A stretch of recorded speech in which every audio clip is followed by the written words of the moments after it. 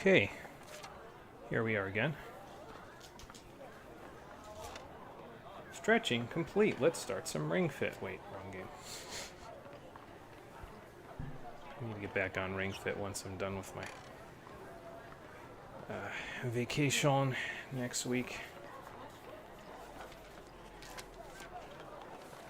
I've neglected it for such a long time.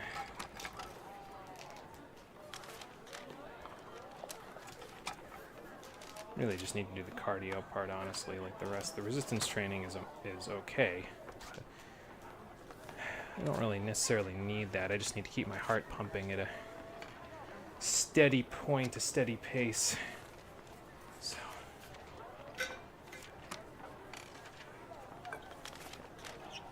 And cardio will do that. Oh. Let's see who's here. James the Catboy is here. He's first. Chris is here. Not first. Second. I am here. Third. Fourth, fifth, sixth. At some point, I'm sure.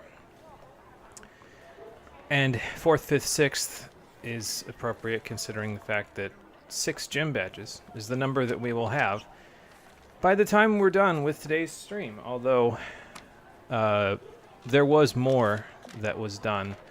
Because if you were here the last time, you may remember that we made a beeline for the 6th gym without actually fighting at it, because we weren't at the correct level cap yet, because I wanted to get the lucky egg. And I said, this will help a little bit, but maybe I'll spread out the process of, evolving all of the Pokemon that I have in the PC, so that way I, don't drive myself crazy doing it.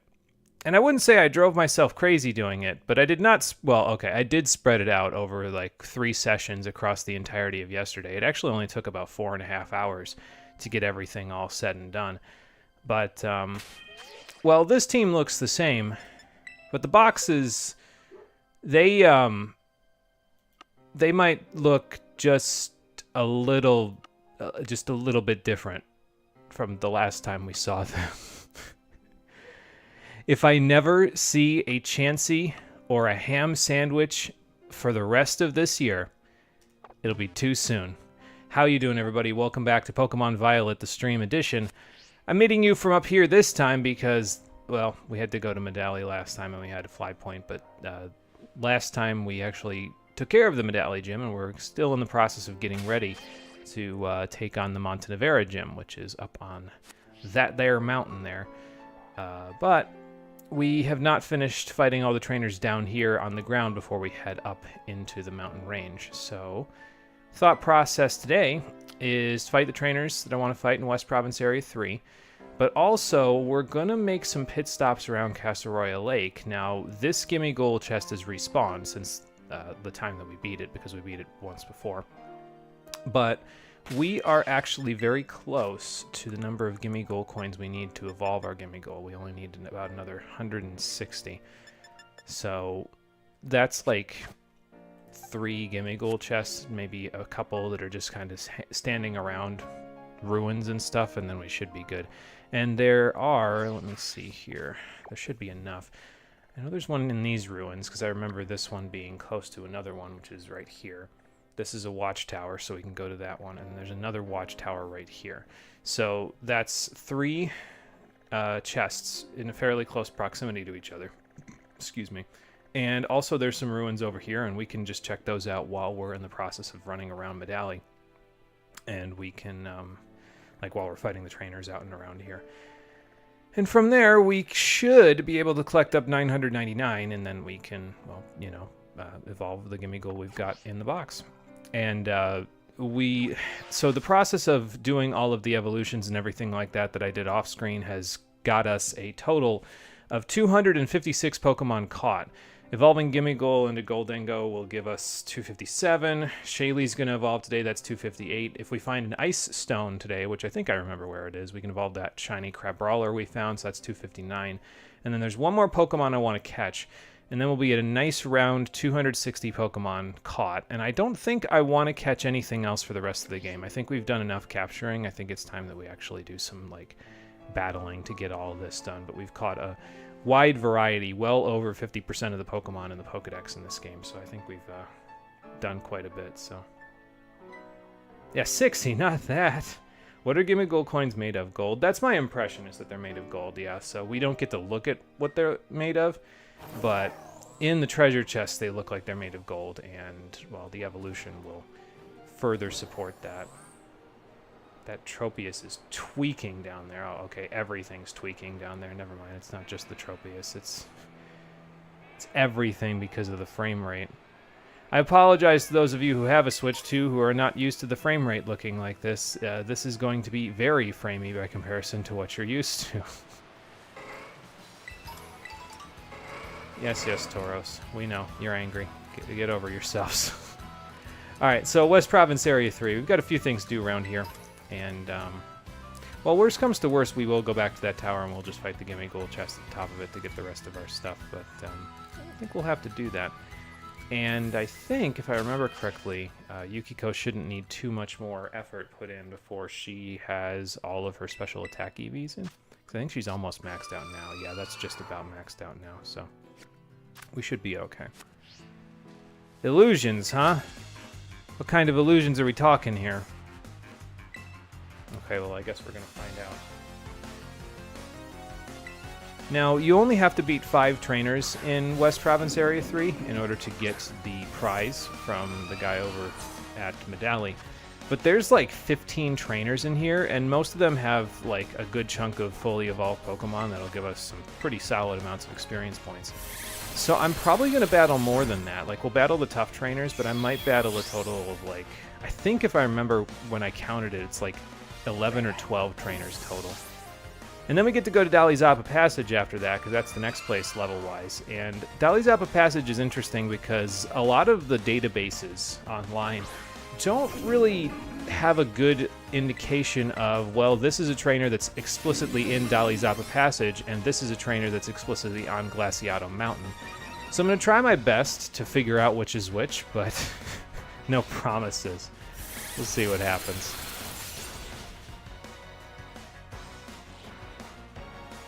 Tropius is what it eats, and that is apparently crack.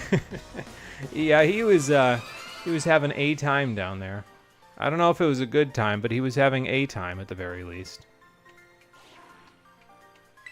Yeah, so she had a Zorua there. Now, we've seen both a Ditto and a Zorua from trainers in battle, so this actually is interesting because around this area you can see wild Ditto and Zorua. And I'll show you a trick that you can use if you want to catch them. Now, Shaylee's evolving, but instead of letting her evolve just yet, she learns Earthquake at level 42. So we're just going to raise her up to the level cap and then evolve her, basically. But that battle there also got us a Drifblim for our Pokedex, which is a Scarlet exclusive, if I remember correctly. So, yeah, same with Ditto. So Ditto and Zorua are both in the overworld, disguised as different wild Pokemon. Now, this is a regular old Sudowoodo. It says Sudowoodo right there on the tin. Since here, this is an Oinkologne, that's a Tadbulb. If you zoom in on the target like that, they might say Zorua or Ditto on them, which will tell you that it's a stiff. It's not really the real thing. There's one other way to tell as well, but okay, this one's a real Fungus, but we haven't seen a Fungus just yet. But I suppose we can always just grab one for the Pokedex. But basically what'll happen is there's 2 ways to tell. One is by zooming in, like I just showed you. And 2 is if they're a Pokemon that normally behaves aggressively or in a curious way, but they're actually a Ditto or a Zorua in disguise, they'll run away from you in a timid way, rather than, maintaining their... They can maintain the disguise, they just can't maintain the behavior of the Pokemon that they're trying to mimic. So they'll try to run away from you, and that's a dead ringer giveaway to, hey, that's not what it seems to be. So, let's see. You should be done by now with this, right? Yeah, okay, cool. As I say, it shouldn't be much more. So now we can swap you out for some wise glasses. I still haven't figured out exactly what I'm going to have Shaylee hold once she evolves. I might give her... Honestly, I think the Shell Bell might not be bad, given the fact that she's going to be doing a lot of Moxie boosting in, like, the future here. Oh, and I was wandering around the world, and I found a bottle cap, actually. So, it's... Where did I find it? I think, if I remember, I was looking for a Will-O-Wisp TM. And there's a Will-O-Wisp TM all the way out of here, in the middle of the ocean next to the Asado Desert. And I think there's a bottle cap in the same place all the way out there. So in case you're looking for one just randomly in the overworld, that's where you find one. So, oh, here's a random little gimme goal here. And that gets us 4 more coins. I wonder if there's any more. Gotta listen. Oop, there's one. Okay, well, that's 8 more there. So we're even closer than we were. That is not a gimme goal. That is something completely different. Well, we got a few more, and that is also not one. Those are more Grievards, right? So yeah, this is an area where you can find those seed items that I found on the ground, because as you can see, there's a Primeape that's chasing me around here. If you see a Primeape, you're in the forest biome, and the forest biome is where those seeds are located, so... I thought you were here to clean up gimme goal coins. I didn't know you cleaned up people. What kind of janitor are you, sir? Illusions as in magic, or illusions as in that man you were hanging out with wasn't your husband. Ah, magic. Whew. I wonder about that one. Disguise as other Pokemon? No, there's a good feature. Yeah, it's actually a neat little feature. I'm surprised that they did that, but it is a nice little feature for them to actually have that happen in the overworld, because, like, it wasn't really enough for them to just show up and not use their gimmick in other games, you know what I mean? Like, they just showed up rather than being in disguise. Like, it feels like them being in disguise feels more natural for them in the overworld. They wouldn't take on their own form. So, well, okay, game. What the heck was that all about? We just started. Don't be dropping on me like that. Good lord. I don't think that amnesia's gonna help you, Swallow. Sorry. I wonder if that guy in Medallia is giving out more coins, because if he gives me even just like a couple today, I'll be able to get to that 999 without having to battle too many extra gimme goals. But I suppose we could just find a few randomly out in the wilderness, so. Oh, okay. Fair enough. He's got a job to do, and the job does not involve me, apparently. Sure. You know what? It's probably for the best that I get away from that guy, because I don't want to be complicit to whatever crimes he's about to get up to. Oh boy. Wonder if that has anything to do with that one guy that was out in East Province Area 1 who was looking for his client. Let's see, so you still need to go up, but let's see, 43, 42, 33, 33. Okay, so you two are close enough on experience, but you two need to work on getting higher, so we'll swap to one of you two to help out with whatever you've got. There's this trifecta of trainers around Medallia that seem to think that their Pokemon is the cutest Pokemon on planet Earth, so I guess we'll be the judge of that. Is that a wild Pineco? I never see wild Pineco. What are you doing out of the tree, poor baby boy? You're supposed to be hanging from the trees over there. Alright, this one's got a Dedenne. Dedenne? Still don't know how to say it right. I think Chris already told me how to say it right in the chat. I still don't know how to say it right. I think I say Dedenne because I'm like, okay, it's a French name, you know what I mean? And when you pronounce a French name like that, usually when it's one N on the end of it, you just sort of like omit the sound of it. So if it was D-E-D-E-N and that's it, it'd be like Dede. But if it's N-N-E like that, you pronounce it like a long N, so you go Dedenne. But, I don't know. I still could be incorrect. That's all I do know. I'm sure it's just fine. I don't know.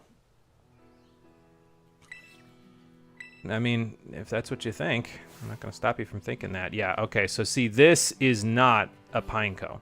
This is a Zorua that is now running away from me because I have not broken its disguise, but, well, it knows that I know it's not a Pineco, so it's a Zorua. And actually, if we go and try to fight it, so I'll show you what happens here. If we try to fight it, this is what happens. It'll pretend to be Pineco, but yeah, the illusion will wear off because it doesn't have a team member with which to illusion itself again. So.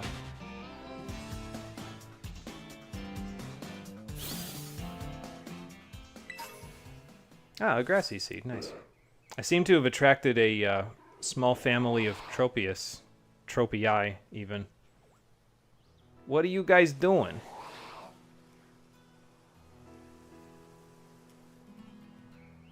You, I think they're singing me the song of their people. Houseplant, here, get out here so you can hear the song of their people. You're the resident grass type, you tell them what to do.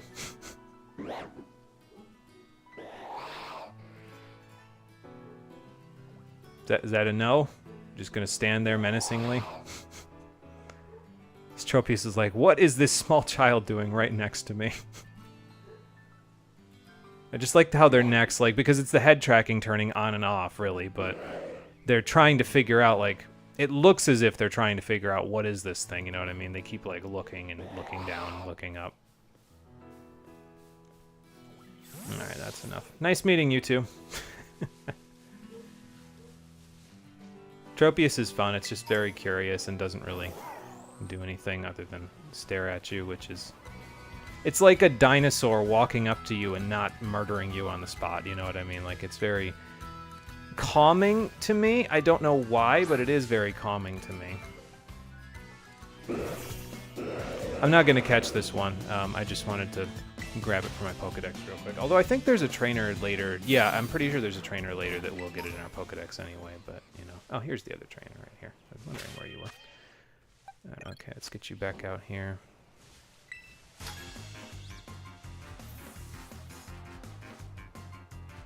Does duplicate even still show up in anything anymore? Seems like a code limitation. There wasn't time to work around. Sad. When you say duplica, what do you mean by that? I don't know that I'm familiar.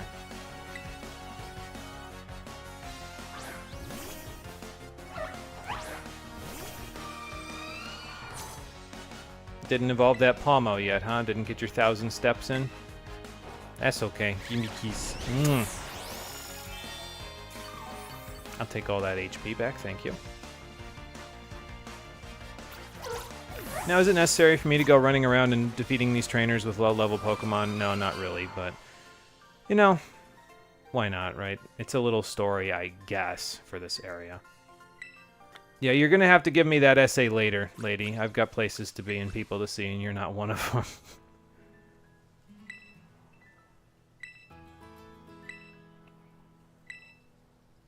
I'm glad it makes you so happy. The trouble with it hustling to try to keep up with you when it walks around, though, is that it literally cannot keep up with you. Like, no matter how hard it tries, if you run at your regular speed, it will not keep up with you. And that's sad. It makes me sad, but that is what it is, you know. Alright, there's one more trainer up here I want to go fight, and then that's all the ones on the left side of Medallia I want to fight, and then there's a few more on the right side. The thing is, the closer you get to the mountain, that mountain over there, the higher the level the trainers end up being, so it should be a little bit easier for us to actually gain levels out of this if we do that. Oh, really? Huh. I have to keep an eye out for that tunnel. I wonder if it's exactly where this road leads. Oh, Ditto trainer first season. She came back a few times, but you haven't seen her in years. Yeah, I haven't. I guess I'm not familiar, so I don't think she has been around in a while then, if I'm not familiar. So.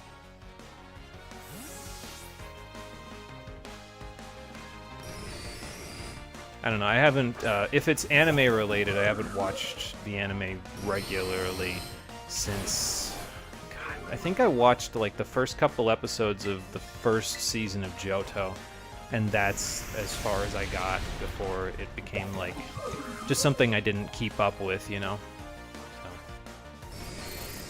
So. Ah, clever. Well, if you're going to levitate, I mean, I will kill you in any one hit now anyway, because you got 1 HP, but I might as well do a little more switching, because it will make it easier for me to gain experience. This was, by the way, one of the ways that I did all the evolutions, and okay, that's a great camera angle, did all the evolutions that I needed to do off-screen as well, as I did a lot of switching around. And when it came to, like, Pokemon in the slow experience category, I actually came up with a little strategy when I had, like, Dracloak and I needed to evolve it. So like what I did is I retaught it U-turn because it can learn U-turn by level up, and so then I would put it in first, and knowing that it would not be able to defeat the Chansey or Blissey in front of me, I'd have it use U-turn to something that could finish it off after the U-turn damage, and well, that was about it. So, well, I mean, you could just walk over to the closed gate over here. You won't be able to find the facility inside, but at the same time, you could just walk right up to it. Hi, Gimme Goal. I'll take that, thank you. Yeah, we can't get inside of here, but, well, if you take a look, there is this big blue platform back here, and inside is the Great Crater of Paldea, so it's got to be this gate that he's talking about. So, are we at, what, 848 now, I think, on Gimme Gold Coins? Did I count that right? Yeah, 848. Okay, cool. So, that's it for the west side of Medali. Now, we could stay up on the mountains here and actually go over in that direction to go fight some more trainers, but they'd be considered Glaseado Passage instead of the West Province Area 3. So, since they're considered Glaseado Passage, let's just go this way. I think there was at least one item on the roof up here that I didn't get because I jumped off. Yes, not yesterday, day before. I think it was over here. Yeah. I was going to say, let's see if I fall off the roof in the process of doing this. It's a bit of a slope. Alright, so the guy that gave me coins was in here, if I remember right. Still giving out coins, sir? No. I think, according to the, like the little blurb that I saw, I think it was on the regional map. It said that he gives out coins every day, but apparently not. I mean, at least based on my experience, he hasn't given them out every day. He just gave me the one set of 20, and that was it. So I don't know. Hey, Hermie, how you doing? Welcome back. Yeah, we're getting close to that 999. We should get all the way there today, so. Oh, she's the reason that Dittos have the face thing. Oh, you know what? No, I think I do remember who you're talking about, because I remember that episode where the Ditto was trying to it was from the first season where the Ditto was trying to transform and it could do everything except the face, and then the face would always get stuck as the smiley face thing, right? Is that the trainer you're talking about from the anime? I could be misremembering, but I do remember that episode. So, yeah, we get an amulet coin from beating the 5 trainers in this province. I don't think you really need it all that badly because, I mean, like, let me just go sell the stuff that I have here just to give you a vague idea of just how absolutely busted the economy is in this game. Like, just, you know, 30 hyper potions that I won't need all of. Here's a bunch of revives. Don't need these, don't need these, don't need these, don't need this.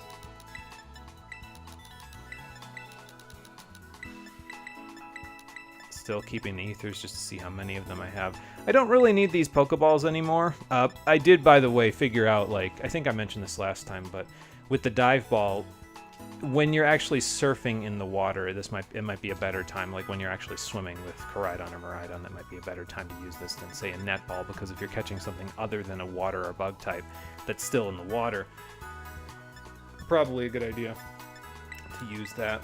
So I'm going to keep those timer balls that we got, though. We've been picking up a few of them because I might actually use them today, so for something. I don't think I'll need to sell any of those. Let's see, don't need that. I don't think I'll need this Brave Mint, but I'll hold on to it for now anyway, just for the heck of it, why not? I still have 2 Oval Stones. I guess I'm just going to hold on to those, too. I could sell the Amulet Coin for 7,500, but that doesn't seem like such a smart idea. I have 6 Heat Rocks? Oh my lord. Picked up way too many of those things. Snowballs. See. And I could sell the bottle cap as well, but yeah, you know what? It's one less that I have to buy. They sell for 20,000, or rather you can buy them for 20,000 Poké Dollars, which may seem like a lot, but considering how much money we're going to have very shortly, I'm not really. I would say it's not really all that much. 2 Giga Impacts from, like, what? Okay. Oh, that's what I was going to do. Okay, so we're going to sell all this stuff. I'm going to hold on to 1 rare bone, though. I have a plan for what I'm going to do with it. And also, after doing all of the evolutions and stuff, I sold off all of my sandwich materials because I'm never going to need them again, so... But there's another 150,000 Poké Dollars, just for the heck of it. We're up to almost 600,000. And again, we have not gotten the 6th badge yet. This game's economy is just... I just don't know. I just don't understand. How do you do this? It's just so much money. Just an excess of money. Where am I going here? Alright, so I could go over here. There is 2 trainers I want to fight in this direction, so probably I'll go there. We do eventually want to go here, so I guess I'll just set that as a destination, because then we can go there, and then that'll quickly get us some of the coins that we need, so...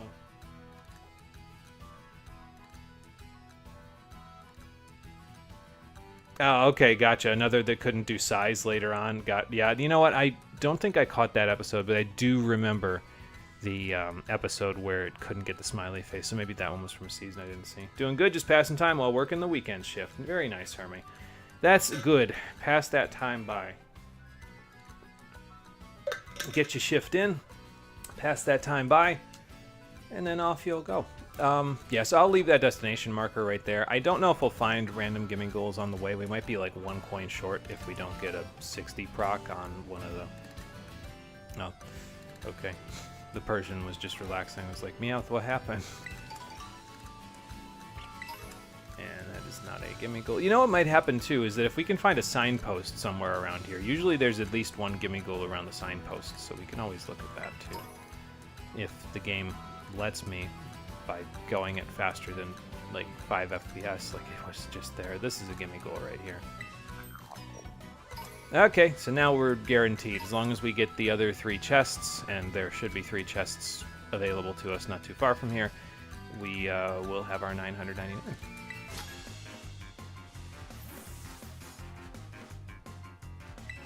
I mean, the hike down is also... I suppose you could slip and fall at any point, but the hike down, you've got a greater chance of slipping and falling just because of the fact that you're moving faster, and, well, you slip and fall, gravity's going to take you, and that is going to hurt a little bit, just like this Mudsdale if it, you know, manages to live this ice beam, because it will probably retaliate by smashing me with its 1,000-pound hoofs.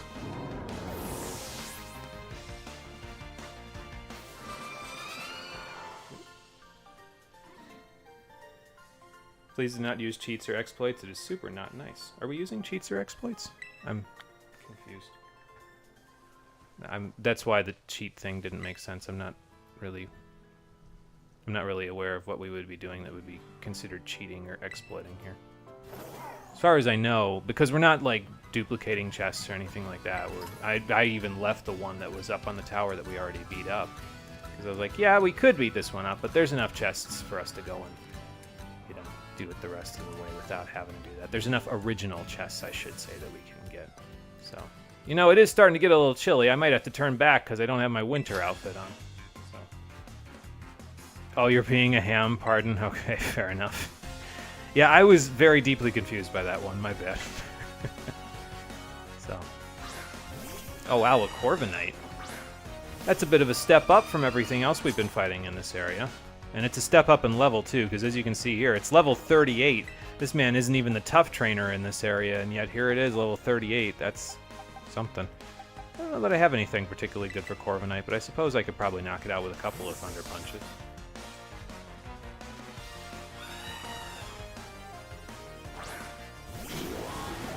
Go on, Roxas, knock him out. I mean, I wasn't planning on T-waving you, but... you know, you might get paralyzed from this anyway, and that'll be your loss.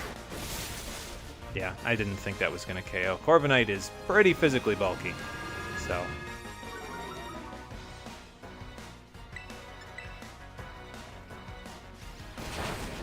and gets a little damage in as well from the scary face. I suppose that makes sense. But I have both electricity and fire. Your 2 weaknesses. Okay, well, it looks like everybody's mostly caught up now. I think Houseplant needs a little bit to catch up to the rest of the pack, but... I wasn't even listening to what this guy was saying. Oh, okay, well, I guess that helps a little bit. you know, that you'd think they'd give you a refrigerated truck or something to deliver that stuff in, but... Well, it's weird, though, because I get the impression that this is the warehouse, the Delibird Presence warehouse down there is like the main warehouse for this entire region. But there's no main road from the ports to get here. I mean, there is, but it's not like a main road that a truck could fit on. Like, you'd have to go around Casa Royal Lake and everything like that. So you'd have to go all the way from Porto Marinada, past Colonnade Hollow, and across, you know, the south side of Casa Royal Lake just to get to the main warehouse. And then you still have to deliver the stuff to other Delibird Presence, which there's one in Cascarafa, which there is literally no road leading to. You'd have to cross the desert to get there. There's one in Messagoza, which I guess has a very winding, meandering road to get to. And I mean, again, this is probably all, you know, circumvented by the fact that there's flying taxis that can get all this stuff there, and then there's one in Levincia. But, like, Levincia seems like a place, look at its location, you know what I mean? It looks like the kind of place that would be the east side port town. There's like a port, and by that I mean a port for, like, luxury yachts underneath the battle court in Levincia, and that's about it. You'd think it'd be like a major port of call. There's like one dock in Porto Marinada, and there's two docks in Levincia, and they're both for non-commercial boats. Like this one down here probably is for commercial boats, but if you look at the south side of Porto right here, there's that black edge there. Those are rocks that would literally just, any ship that's coming in from the wrong angle here, now granted you'd have to get through all this first, but you come in at the wrong angle, you're just going to smash right into that, and that's probably not really good for your ship. You come in from this angle, you still have to navigate through all these islands, so I don't know. It just, there's weird things about the geography of this region that just mess with me, and I'm not really sure why they do it that way, but what do I know, right?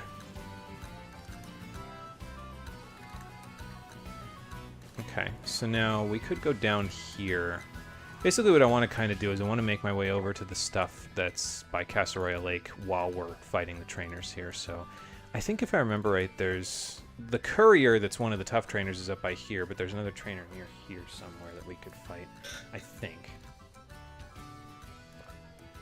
And I think they're the third of the three, whatchamacallits. My Pokemon is the cutest people, so we can go finish that little miniature storyline out. Do I even... Oh, okay, so maybe the trainers up there counted towards Dalizapa Passage because we're going back down into West Province Area 3 now. Maybe. Now, you only need to beat 4 trainers, if I remember correctly, in, whatchamacallit, Dalizapa Passage to get the prize, but there you go. Either way. Logic in Pokemon geography? No way! I mean, there used to be a little bit of logic in it, you know what I mean? Like, Castelia City used to be, like, the major port for Unova, and then they also had Anvil Town not too far away. Now, you had to take a train to get there from Nimbasa, but, like, there was a highway in Black and White 1 and 2. Now, I think they were building the highway in Black and White 1, and then in Black 2, the highway was there, where you could drive a car from Castelia City to Nimbasa City, where you could offload your goods so that they could be taken to Anvil Town, and then the trains could take them everywhere else in the region. So there was some logic to it previously. It's just now, I don't know, it just seems like they have lost the plot with the logic in this region. Like, it just doesn't feel like it's shaped right, you know what I mean? Like, there's things in certain places that it feels like they shouldn't be in. Or at the very least that it would be woefully inefficient for them to be there, you know? But then again, I'm talking about a game where, like, most of the towns are barely even towns. Like, Medali's a town, Cascarafa's a town. Porto's basically just a market by the sea. There's, like, houses, but it doesn't feel like a town in a Pokemon game, you know? Like, full towns in a Pokemon game feel like a limited thing in this game, so... I don't think you should like the look of your Pokemon when it's defeated. It's in pain. You know, if I wasn't already basically done with my Pokedex, I might consider catching one, because you seem like you're not being very nice to yours, but... The houseplant must be watered with blood. The blood of my enemies. Yeah, we have to get her to... Oop, this is a fungus. Get her watered by swallowing the souls of my enemies instead of, you know, actual water. Because souls are high in protein. I don't know that for sure. Okay, so I'll go down and grab this. I think there's a trainer along the other side of this rock, if I remember right, but, you know, it's fine. I'm not really looking for a trainer right now. Oh, another grassy seed. Those grassy seeds can be kind of nice because there's a few Pokemon competitively, maybe only one actually, that can set grassy terrain on entry into the battlefield. So, if I remember right, they raise defense. There's some of them that raise attack, and I don't remember which one it is, but that can also be pretty good. So, alright, well, we can't battle any more trainers on this side of the thing because, you know, we would probably get our everything pushed in if we did do that, so. Alright, there's a chest around here somewhere. I don't remember where it is. Is it here? Yeah, it's here. It was on the other side of this wall. I just didn't see it. I was like, it's not invisible, is it? No, it's not. It's just on the other side of this wall. So.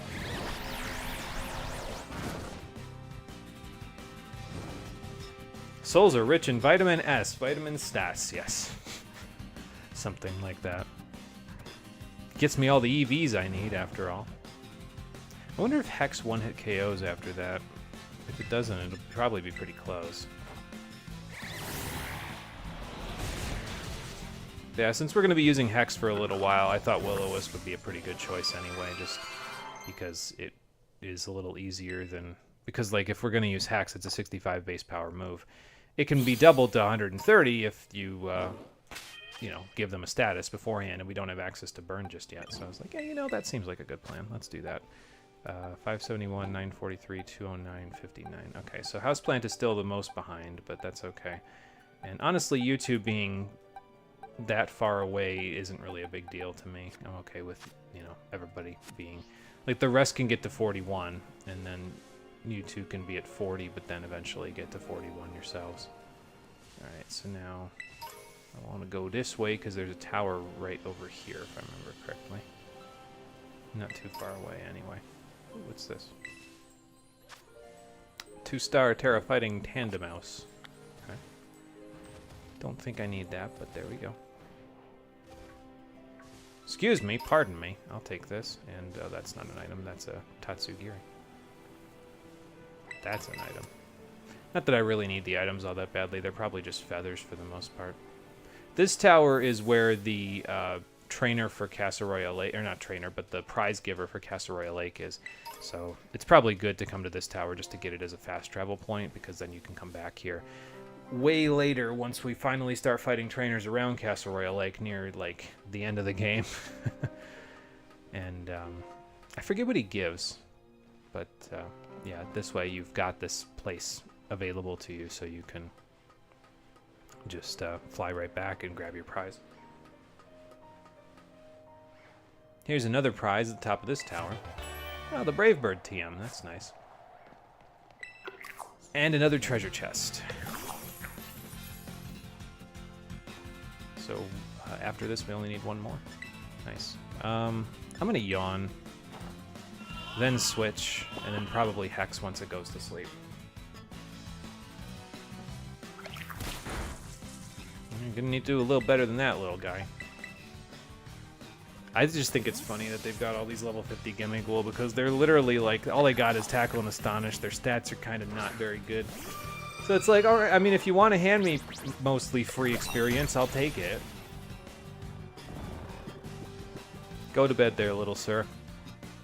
It'll make it easier when I, you know, feint you so that I can take all the coins out of your little treasure chest.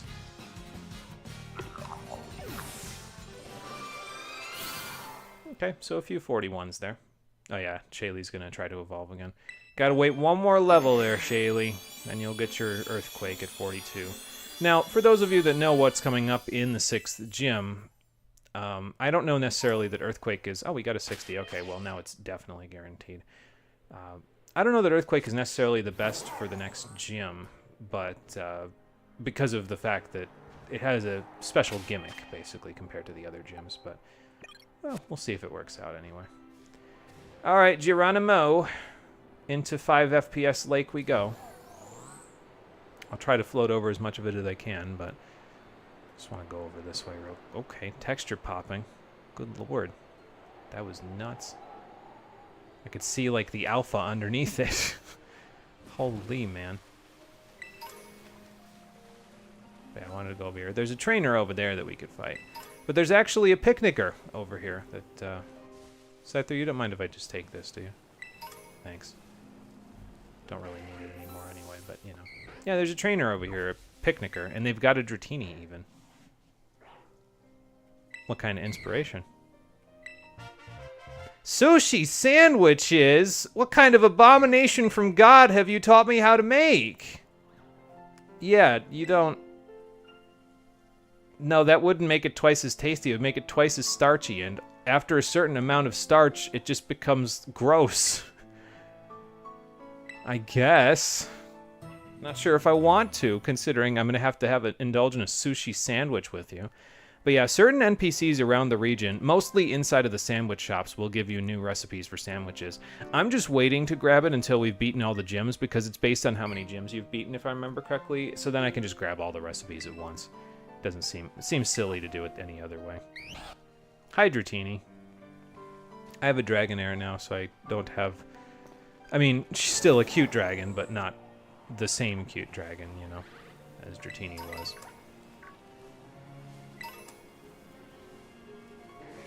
Oh, okay, I was like, what is that sleeping under there? Oh, some Fairy Terra shards, okay. I guess if you want them, there's 3 freebies right there. But I think if I just take this road back up, yeah, it's going to lead to a bridge. Now, there is trainers up here that I want to fight, including one of the tough trainers. But let's go down here because one of the tough trainers is back in this direction first. So we'll take them on just because, why not? Should be able to handle them, and then we can go from there.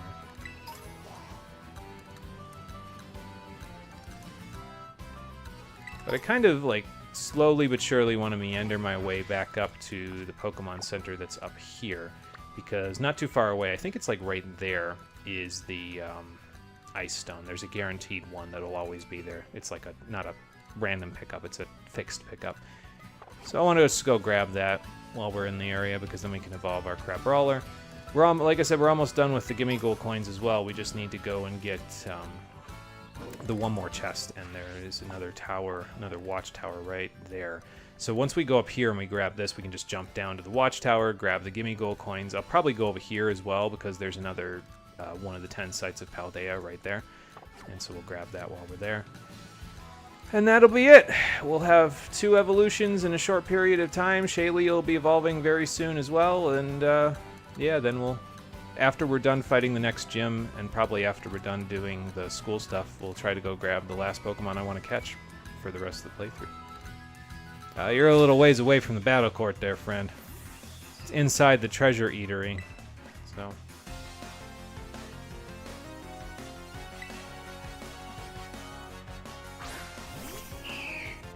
Okay, well, an Altaria to start, I'll take it. Definitely not going to be able to fight it with this, but well, we got Yukiko for that now. She can quad weakness this thing to death. The sudden texture changes are low-key killing you on the inside. Yeah, I wonder if that's something they were able to solve in the Switch 2 version, because I feel like the frame rate was one of the biggest issues about the game, but like, can you solve texture popping by making the game run better? I'm not sure. Like, I feel like things would just, if they're gonna texture pop, they're just gonna texture pop. I'm not sure, like, you'd have to restructure the whole base of the game, I think, in order to fix that. Like, I'm still perplexed on how they managed to get the game to 60 FPS on the Switch 2 when on the Switch 1 it barely runs at 25 for the most part. Like, why did I go into Interceptor? I'm not thinking. I should have gone into Houseplant. But, like, does that mean that the game on... because my impression is that the game on the Switch 1 was not capable of running at 60 FPS because the speed of the game was tied to the frame rate. So my impression was that the game... like, if you doubled the frame rate, you doubled the speed of the game. But on the Switch 2, it doesn't run at double speed. It just runs at normal speed, just at 60 FPS. So... could it have always been at 60 FPS? It's just the Switch 1 wasn't strong enough to do that? Like, not a powerful enough console? In which case, is this game locked to 30? Like, I don't know how that all works. I'm not technologically, like, savvy enough, I don't think, to really understand how it all runs, like how all that underlying code could work. But fail faster equals no one will notice. I mean, it depends on how quickly the texture popping goes away at 60 FPS, right? The forest does run better. Okay, well, see, that's good to know, because I did ask about that, so it's good to know. Thanks for checking for us, Hermie. I mean, it's the bar is pretty low, if we're honest about it, but I just think it's interesting because it ran so badly on the Switch 1, as we saw in the last stream. Just, I don't know that improvement is all that difficult to do, but it's good to know that they did, in fact, improve on it. So, now, one of the things that I tried to do with this team is that... While Yukiko annihilates this Robo. Ice-type moves. The offensive powerhouse, the defensive frailty. I'll take it. One of the things I tried to do with this team was make sure that, since I had Seed Sower, all of the Pokemon could take advantage of it by not being like levitating or flying Pokemon either. It's one of the disadvantages, obviously, is that we don't have like a really good flying type move to take advantage of, but we do have quite a few flying types in the PC if we need them, so could always just fall back on one of them. But it does introduce a little bit of a problem with certain ground types and ground type moves specifically. I talked about it a little bit already, but we'll talk about it a little more once Shaylee gets her next level, which shouldn't be too long. So 28, 25, 33, 28. So you need to come in a little bit, and then you two are doing okay. You need to come in a little bit because that lucky egg will get you a ton of extra EXP. Well, this is a hiker, so she might have rock or ground types for the captain to smash through. There are more Pokemon that spawn too, so it sounds like it's because it's a more powerful console, they can just load in more things, which is interesting. So, been too poor up until now to really get a feel for FPS in general. Your experience is mostly doesn't run, runs bad, and runs bad as in like 5 to 10 FPS. Yeah, and I can understand that. Like, I used to not really be big on that stuff either, because I mean, like, when we were kids, it's like, okay, if the game ran at all, that was all we cared about, you know what I mean? Like, there were a lot of games I remember that ran poorly when I was younger. They just, because, you know, we didn't really think about, oh, well, these games can run better than this. It was just, oh, it runs, that's it. But I think in the interim, I've become more accustomed to games running at... I just want the game to run at the same frame rate, you know what I mean? I don't want it to drop frames like Pyre did, and I don't want it to, like, slow down. I just want the frame rate to be consistent. It doesn't matter if the frame rate's consistently 15 FPS or consistently 60, just make it consistent, you know? That's, I think, all I care about at this point. I mean, obviously 60 is... it's something I'll notice, because, like, this game never even remotely had a chance of getting to 60, but... You know. It's just something that I see more now, especially since I've used video editing software, so you can, like, change the frame rate on stuff. Hey Marie, how you doing? Welcome back. Reminds you of your old PC. It ran Final Fantasy XIV at 10 to 20 FPS and still dodged AoEs better than people at 60. Well, you didn't have much of a choice, because it was like, well, I mean, I don't want people to, you know, blame me because, like, oh, I'm running at 10 FPS, so I can't dodge the AoEs. They'd be like, nah, that's bullshit. Dear 10-year-old Win 7 that you had until... Oh, you mean dear 10-year-old Windows 7 that you had until 4 months ago? Yeah, that would be nice. Yeah, that would definitely do it then. Yes, I switched to Windows 10 like quick. I think if I remember right, I had the opportunity to switch to it faster than I usually do. I haven't switched off of Windows 10 yet. The whatchamacallit, they've been telling me to upgrade, but I just haven't swapped off of it yet. I'm just afraid that I'm gonna like switch to Windows 11, and I don't know how it works with emulators, whether or not it makes a difference, because I do have a few games that I've, you know, got emulating. But I don't know. I'll probably at some point swap it up and just see how it is. We'll see. You've got a Fire Punch and Poison. You know what? Poison Jab will work. You need the experience anyway. This is a Leafeon, so obviously it's gonna have a little more defense, but 8 gigs of RAM is still big to you, and now you have 32. Wow, what are you gonna do with all of that now? Like, what do you even do now? It's like, oh my lord, look at all this. You put up a sunny day and you still were slower than me. Maybe you have Leaf Guard. No, I think Leafeon has Leaf Guard instead of Chlorophyll. You might get Chlorophyll as a hidden ability, but I think it has Leaf Guard, so... Farigiraf, huh? It just doesn't roll off the tongue as well as Girafarig did. But yeah, this is the evolution of Girafarig. Its head and its tail have fused, which I almost feel like defeats the purpose a little bit, but, you know, go off, I guess.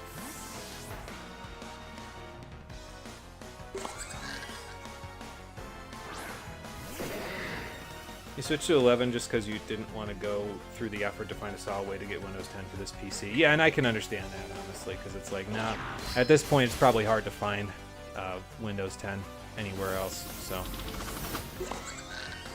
I could definitely see it being like, yeah, you know what, I'll just go with 11. So.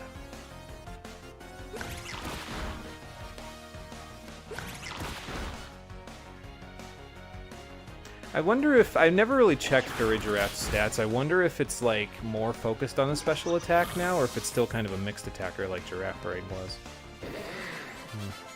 I don't know. Well, a few of our guys are reaching the level cap now. Shaylee's learning Earthquake, so I think we're just about done here, folks. We might be going to Montenevera a little early. But yeah, let's just take Bulldoze off and grab Earthquake. Oh, I should mention something, by the way, because this is probably going to be important now. So we just learned Earthquake on Krokorok, right? Now, she's going to evolve into Crocodile in just a little bit. If I was to get rid of Earthquake on Crocodile at level 42, if you tried to remember the move, even though she has already learned it as a Krokorok, she will not be able to remember the move because she has not learned it yet as a Crocodile, because she hasn't reached level 44 where Crocodile learns it. So if you're going to delete a move, make sure that you've learned the move by level up, because otherwise you won't be able to remember it. You'll have to learn it through the level up moveset of the actual Pokemon. It's a really weird quirk about the remember moves process, and sometimes it screws some Pokemon over. Like, for example, Garganacl cannot relearn Smackdown. Once you forget it from Nacli, it learns Rock Tomb at that level instead of Smackdown, so you can't get it back at all. You can't even get it back through Mirror Earthing, as far as I'm aware. So, yeah. So just be careful, because there are certain little quirks with remember moves that can screw you over if you're not careful. Anyway, this time, Shaylee, I'll let you evolve, because you'll evolve into Crocodile, one of my favorite ground types of all time. We're not exactly getting a good camera angle on this one, but that's okay. And, well, the next gym is a Ghost-type gym, and the following gym is a Psychic-type gym, and this Crocodile has Moxie. I think you all know where this is going. It's about to be a bit of a slaughter or two, so. Oh yeah, and we can make claims on our Pokedex as well, but we'll, oh, Jesus. But we'll make the claims all at once we actually get to that point, so. You know, Houseplant's not level 42 yet, so let's get her there in the next battle. I think there's one more trainer up the hill here that I can fight. I think they're, like, right here somewhere or something like that, and then that'll be it for this area.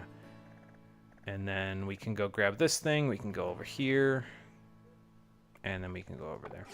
Yeah, we'll do it that way. Alright, cool. And we shouldn't go over the... Yeah, there's another trainer right there.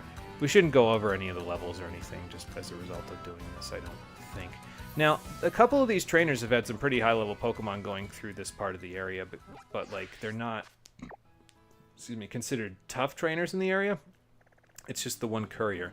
That being said, like I said, some of them are comparatively tough to other ones. That's why I want to fight them, because they've got high levels, fully evolved Pokemon, all that stuff. Apparently, the Academy has a secret.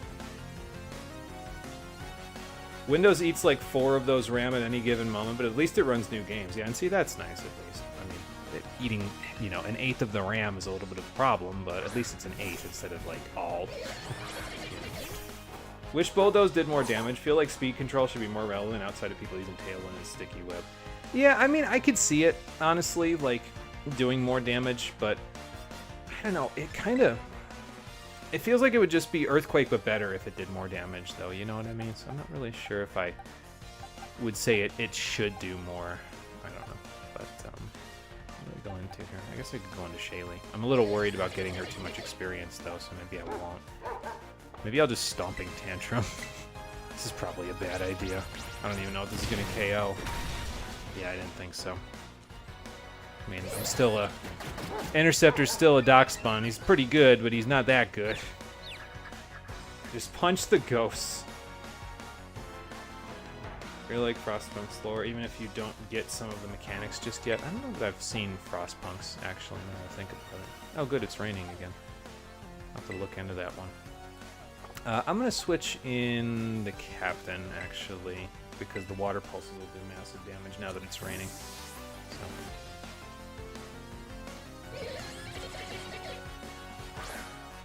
Although I do wonder how much experience he's going to get with 2 Lucky Egg procs here. You know, I mean, if he does anything, he'll just get to level 42, but, you know. What, you're going to Sucker Punch one turn, but not the other? Like, you should just kept Sucker Punching. I guess you're faster than me, or you thought you were faster than me normally, but, you know. Oh, he's got his own Clawitzer. Alright, well, cool. You're not a captain, you're a pale imitation of the real thing.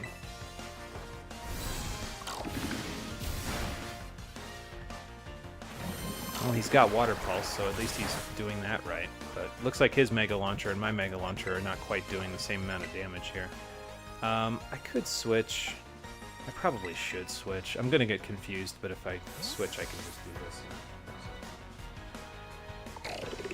Got ENA. Have you seen that one? I don't think... ENA doesn't... I'm not familiar with the anagram, so I'm not sure what that one is either. I don't really have my finger on the pulse of new indie games and stuff at the moment, honestly. I used to, but like I've kind of, I don't want to say finalized my list of games that I want to play for the remainder of the life of the streams here. But because basically I don't really want to add to my list of things to do until I get the list down.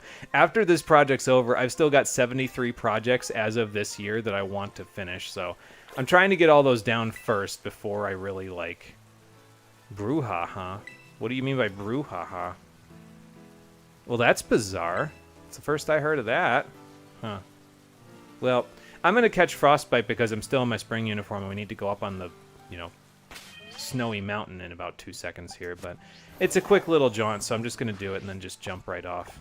So here's the Pokemon Center here. If I remember correctly, the Ice Stone is right here, so we're going to go grab that, and then we'll just jump right off and go to the other tower. And, yeah, then we should be good to go. Just pretend like I'm wearing the... Oh my god, and it's a blizzard.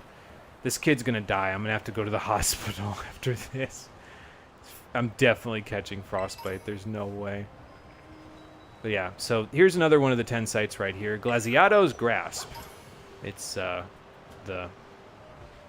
Well, we can't really see the protrusions. I almost just fell off the mountain. But the protrusions there apparently almost look like a hand, I guess, if you look at it from a certain angle. I can't see it from here, but that's probably because of the blizzard, if we're honest. Like, if it was clear weather, we'd probably be able to see it a little better. So here's the Ice Stone. So we'll do the evolutions in just a few minutes. Let's go grab the other coins real quick before we do that. But yeah, there's another fly point right there. Now it's a little weird though, because you've got a fly point here, a fly point here, there's going to be a fly point here, and a fly point here. Just 4 fast travel points that are very, very in close proximity to each other, and I'm not really sure why they did that. And then there's like other parts of the region where there's just nothing around for miles. I mean, I suppose landmarks do work like that in real life too, but like there'll just be a whole bunch of stuff because everything's built around certain things, and then there'll be nothing for miles. But I don't know, it just feels artificial in this one, I guess. Alright, let's climb up before the Scyther decides to make a meal of me. Yeah, emerald green grass to 4 inches of snow. Whoa, how'd that happen? Elevation. Elevation will do that. Not like this jarringly like sudden, but elevation will do that. Speaking of elevation, we have fully elevated. We are up at the top of this tower. We got the Fire Blast TM, and here should be the last set of coins that I need. I'm going to bring Yukiko in for this one. Just have her Will-O-Wisp Hex again, and that should be enough. We'll go grab the other fast travel point, and then we can do the other 2 evolutions that we need besides the one. There's just one that I need to capture. And when we go capture it, I need to... what I want to do is the last capture I want to get in a timer ball for reasons we'll see later in the game.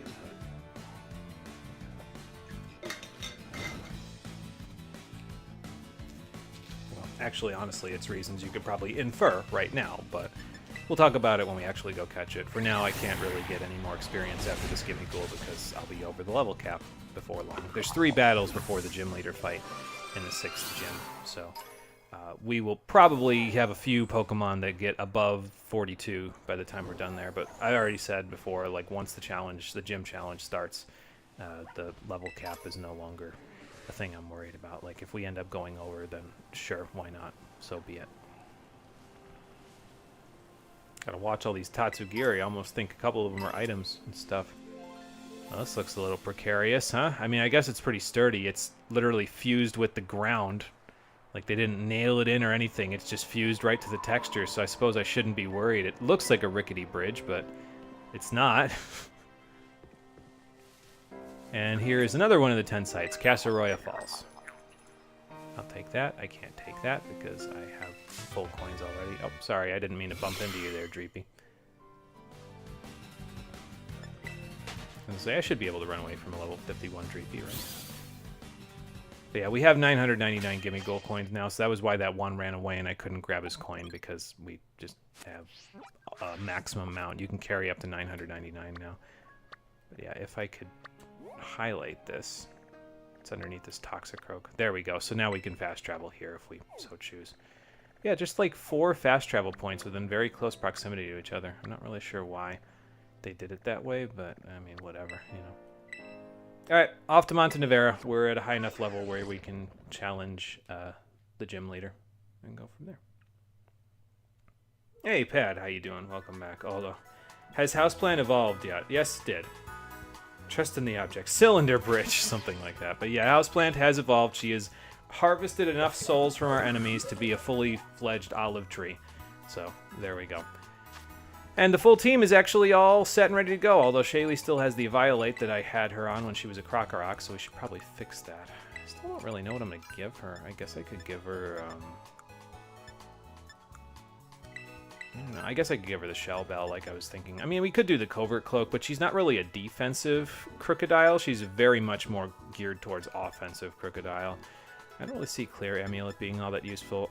The one thing I'm considering maybe giving her is the Adrenaline Orb, because if she gets intimidated, then she would just get +1 speed, and her speed is okay, but not incredible. But I don't really know if there's any other opponents we're going to fight for the rest of the game, like major opponents that are going to have Intimidate, so maybe I'll just give her the Shell Bell.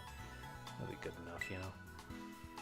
And I gotta give the captain his Assault Vest, so he's all set to go. I don't even know how many special attackers there are in this next fight, but oh well, we'll do it anyway, why not? I feel like this is probably the item setup that I'm gonna stick with for the rest of the game. You know, I mean, Muscle Band and Wise Glasses aren't particularly incredible items. They, I think, as far as I know, only do 10% for everything, but I mean, it works well enough for the way that it is, so let's take a look at the full team setup on the Pokemon Center dock. Use Punch Glove or nothing. I thought about using the Punch Glove on Toxtricity, but the Punching Glove doesn't boost the power of Poison Jab, even though it's a jabbing move. So, yeah, it didn't end up being the pick there. I'm not in my winter uniform. Let's just switch out of that real quick. Oh yeah, and from all the evolutions and stuff that I did off screen, I got 133,000 LP. Because you get a little bit for every fight that you do, if I remember correctly, and some of those fights were giving me like 400 LP per fight. That's nuts. Like, that's way a ton of LP for one fight. So I guess if I ever need to make any TMs, I can now. Yeah, shit is what I said too. But, no, it is what it is, you know. We work with what we've got. So, there we go. Now I won't be freezing cold up here.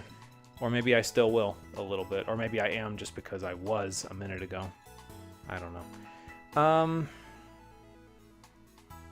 I kind of want to lead with you two because you two are not at the level cap yet. Although I don't know necessarily that you'll be the most useful players against. Well, you've got Dark Pulse, and I mean, we're fighting a Ghost type gym leader, so like, we might not want to have a Ghost type out when we do it, but the captain's got Dark Pulse, so he'll be fine.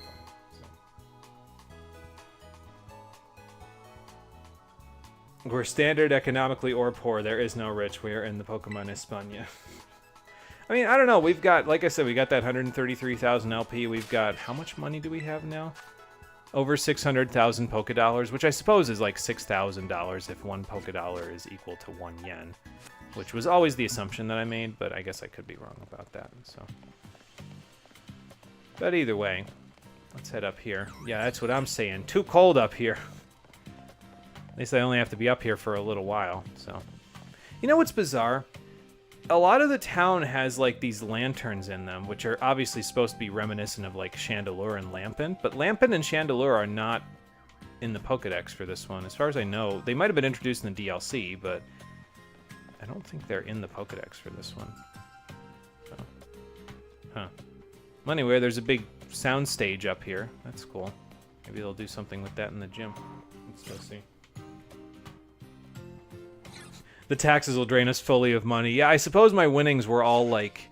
They're probably all taxed as in a similar way to like winnings on a game show, you know? So, lots of people have made that assumption, but then things are still stupid expensive. Yeah, I mean, that choice scarf I bought was still 100,000 Poké Dollars, so... It's simply a Spain. Just the way things are. Anyway, Montenevera gym. Yes, register me at the counter. Literally at the counter, because you're not looking at anything but the counter. So we gotta fight Rhyme while we're here. And in order to fight Rhyme, we have to warm up her audience by being the opening act. I hope I don't have to do any stand-up, because good lord am I awful at that. Oh, okay, I just have to do some Pokemon battles. I can do that. MC Sledge? Really? Yeah, alright, I guess. Let's not ask why he named himself MC Sledge. I feel like that's a, you know what kind of a joke waiting to happen. Hang on one sec.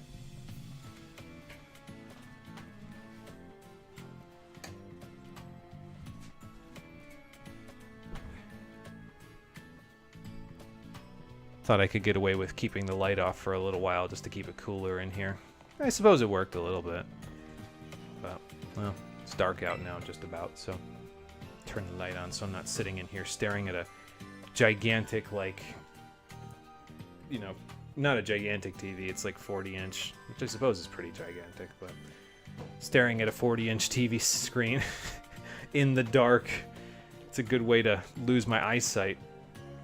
It's rhyme time, something like that, yep.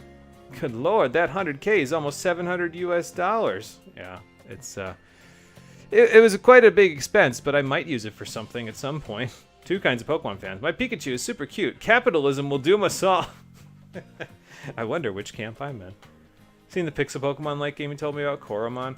I feel like I might have seen some footage of it, but I didn't really like look it up after you told me about it. I can always look it up after this if I remember to.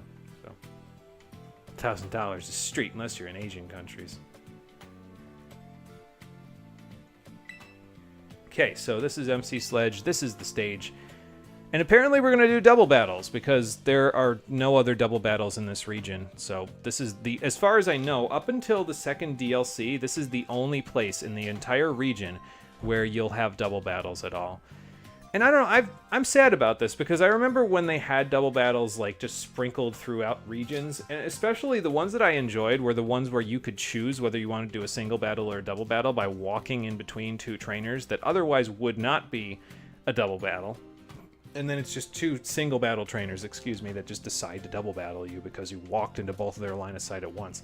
That just doesn't happen anymore. These double battles are kind of just relegated to a sideshow until the second DLC, where every battle, if I remember correctly, is a double battle. And, I mean, probably a lot of players are like, what the hell is a double battle? Because they haven't done it in like 60 hours or something like that. So, well, I don't know if I want to do that. That'll cause an avalanche that'll bury everyone below Glaseado Mountain, but, you know... Alright, sounds like a plan. I'll try to do that. Oh, okay. Well, I guess I better be careful then. I'll have to make sure I very strategically heal in between the 3 fights. So, but I do in fact have enough healing items, so I'm ready. Let's do this. It's really good. Can help a bit on rare stuff in it. I'll take a look at it and I'll see if it's anything that I'd be interested in, and I'll let you know. So, I feel like using gym challengers as part of your non-league job is pretty messed up. Never actually been a fan of double battles, more of a triple and rotation kind of gal. I don't know, I guess I just got used to it. Whatchamacallit, in Coliseum and XD, and so that was why I've always been a bigger fan of them, because usually they involve more strategy than just ramming my head against the brick wall, but you know, so.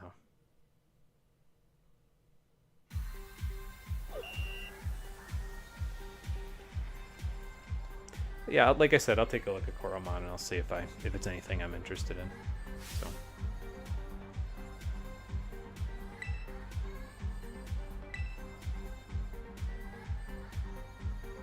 Okay, let's see who it is.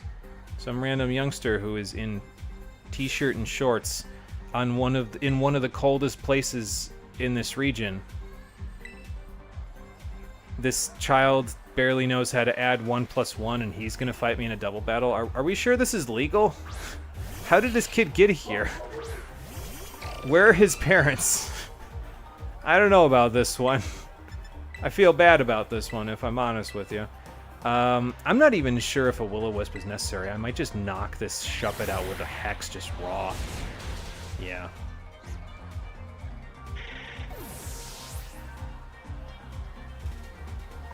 You're used to them, but you don't actually like doubles. Yeah, and I mean, that's fair enough, honestly. I could see it. Reason why you like triples is that you can't just pile on one Pokemon and barely have consequences. Oh, is this who that's supposed... Like, is it supposed to be based on... I don't know. There's other streamers, I'm sure, that this guy... The MC, I guess, is the one that might look like someone, but... I don't know. I don't really watch a whole lot of other people, but... So if you're saying yes, you get it as in I get it, I don't get it. I'm sorry. Slave. Did I hear triple and rotation battles? My inner Unovan is awake. How is that kid not freezing? That's what I'm asking. You know, it has Pokegirl's power that even in cold can use shorts. I guess so, yeah. He's very well versed to the cold. And I mean, I suppose if he lives up here, he'd be well used to it, but I don't know. I just feel like I feel bad for the kid because I don't know if I don't know where his parents are, and that's why I want to know. Like, are his parents letting him do this or what? How do you measure that exactly? Do they have to reach a certain volume? Is it based on their feelings? Like, is this stage aura based? And you somehow reverse engineered Lucario's like aura reading technology or something? Whatever, it doesn't matter. Let's just keep fighting. Be 100% fair. The second DLC for this game is so Unova coded, it's kind of wild. Yeah, because, and I hate to be, if this is me bearing the bad news to you, I'm sorry, but you're never getting a Pokemon Black and White remake. None of us are, because the DLC for this game is meant to be the Black and White remake, quote unquote. They're just gonna move straight on to Gen 6. That's why Legends AZ is in Gen 6 again, because they're not going back to Gen 5. Sorry if I'm the one to tell you that, but, you know...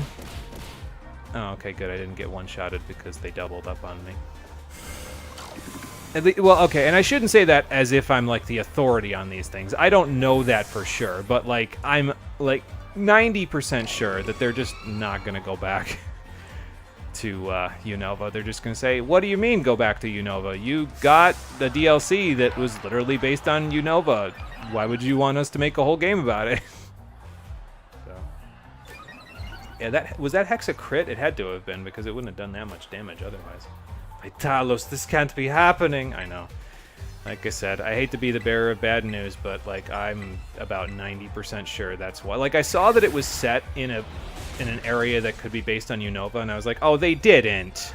And then Legends AZ came out. Well, the trailers came out, and I was like, oh, they did, because they're skipping right over to Kalos again. What the hell? So it was a little bit of cacophony, wasn't it? We blasted that a little bit, but that's okay. All works out in the end. Oh, look, the people are rising from their grave like this is Altered Beast. How is it going to go up any higher? Wait, do you heal me in between fights? What? I thought that this was supposed to be a challenge. Why would you do that? Oh, okay. Sure. Like, I thought this was going to be 3 back-to-back fights with no healing, so that at least it was challenging. Like, just... I don't know. Make people work for it a little bit. Like, don't just let people snowball the whole video game because you're too afraid of giving them something difficult to do. Come on now. Anyway. Actually, Draining Kiss. I don't know if Draining Kiss will one-shot the Sableye, but it'll do some good damage. Yeah. I'll take it. We don't have access to any other fairy moves besides Play Rough at the moment, so, like... I guess I could switch in Interceptor. But if I remember right, you two haven't quite gotten to 42 yet, or did you just get to 42? Well, if you did, I wasn't paying attention. It doesn't matter. Ow.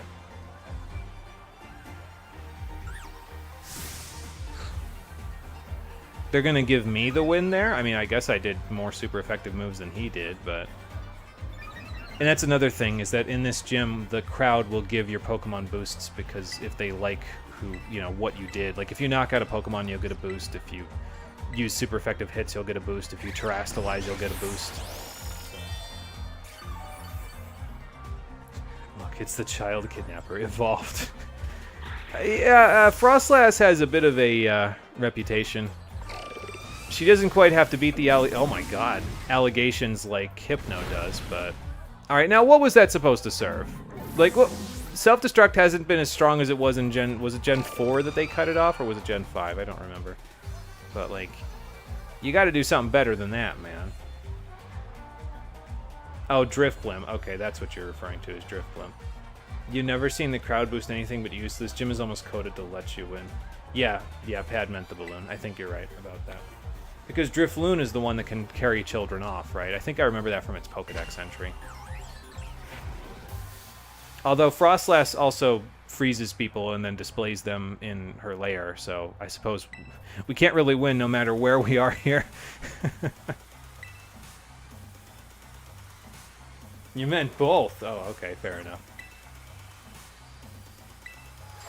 Well, cool. I guess I passed the gym test. I'm glad I have these highly polarized lenses because otherwise I would literally be blind up here for how friggin' bright that stage is.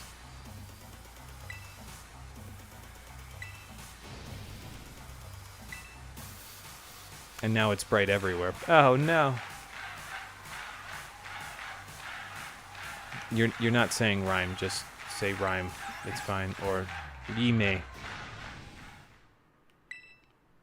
You know, I can definitely see the family resemblance here, actually.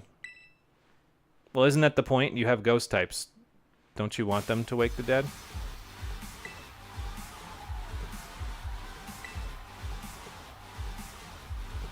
You're welcome.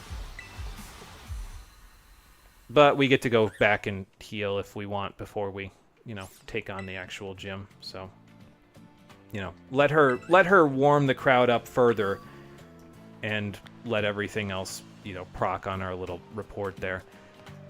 So I'll go heal, because why not? And it looks like nobody got to 43, right? Oh, okay, cool.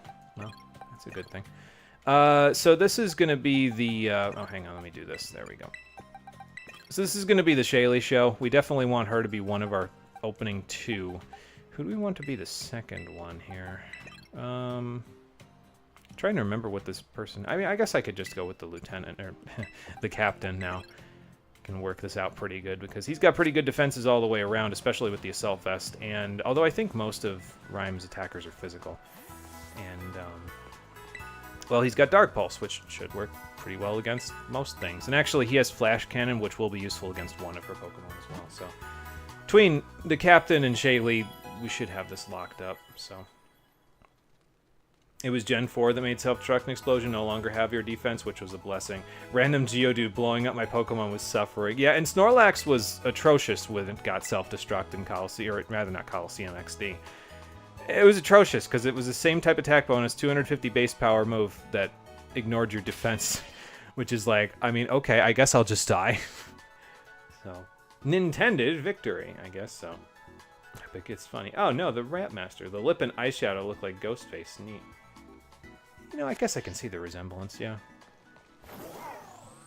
I don't know, I just assumed it was a choice of something.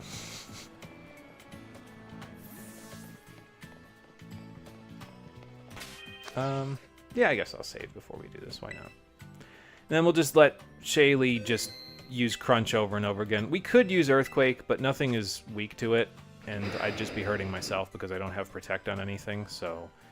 Now, this is the case where, as I said before, you could always teach, and I may do this at some point, teach Shaylee Stomping Tantrum instead of Earthquake, so that way first of all, I don't hurt my friends in double battles, although there are no other double battles in this game for the rest of this playthrough, because we're not doing the DLC. So really doing that kind of is not really great. But the other thing about Stomping Tantrum, so like if Interceptor used Stomping Tantrum after Houseplant set the grassy terrain, Stomping Tantrum's power is not affected by the terrain. Neither is Earth power. But Magnitude, Earthquake, and Bulldoze are affected by the grassy terrain. Their power is halved. So this Earthquake on grassy terrain is effectively 50 base power instead of 100. So I could use Stomping Tantrum to circumvent that, but I don't know. It's going to depend on how many times Houseplant ends up setting the terrain, and then I end up screwing myself over. If it happens a couple of times, I guess I'll then consider doing it. But until that point, I'm not really worried about it. Oh, okay. That's what you wanted me to go do, is tell the lobby staff where I passed. All right. I'll go do that. I guess it's the same as every other gym, so I should have expected that. Excuse me. And you know, that makes sense because they have to put you back in the gym so you can watch another loading screen on the way out, despite the fact that you were outside for the gym battle anyway. So. Alright, well, I'm ready to challenge Rhyme, so let's go do it.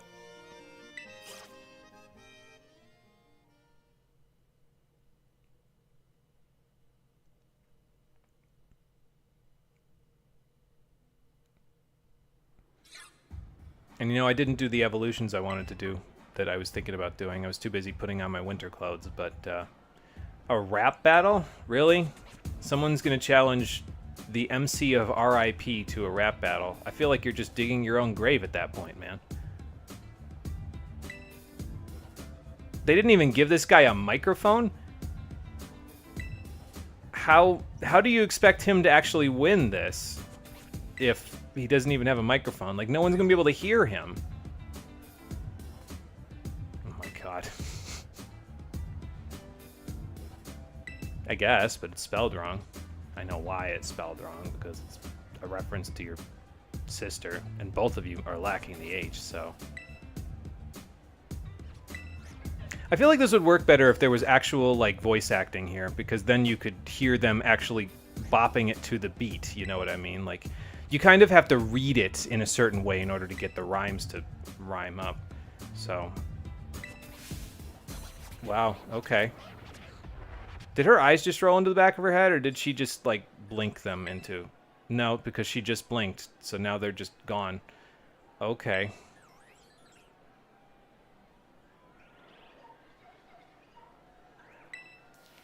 Well, I know when I'm beat. I'm definitely not gonna... Yeah, no, I'm not here for a rap battle.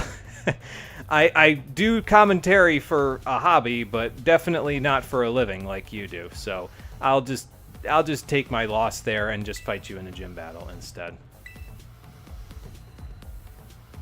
I mean, I suppose your rhymes were pretty good.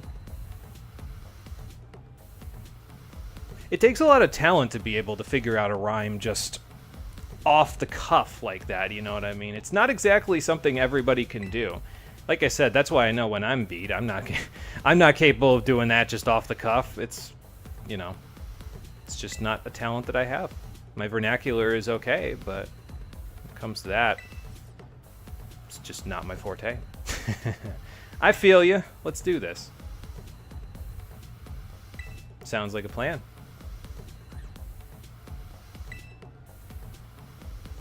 Well, let's see if I can lock you down with a diverse team.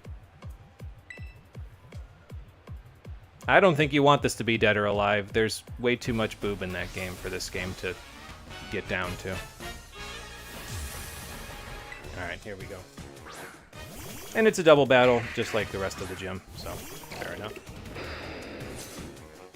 This trip, yeah. The MC of RIP. Sorry, I keep reading this as the MC of RIP since they don't break it up in text. Oh my boy, you're getting destroyed. You're against La Maestra del Rap. He knows. His eyes are closed. It's imagination, creativity. And smoking weed and being high. I mean, I've never... So here's the thing. I've never been high before because I'm actually allergic to something in the fumes of weed. So I can't get high without also, like, probably dying of anaphylactic shock or some shit. I don't know. But, yeah, so I can't experience that, but I'm sure experiencing that helps clear your mind a little bit. So it's the kind of creativity you don't have. Have imagination, but it's mainly stuck in the fantasy genre. So.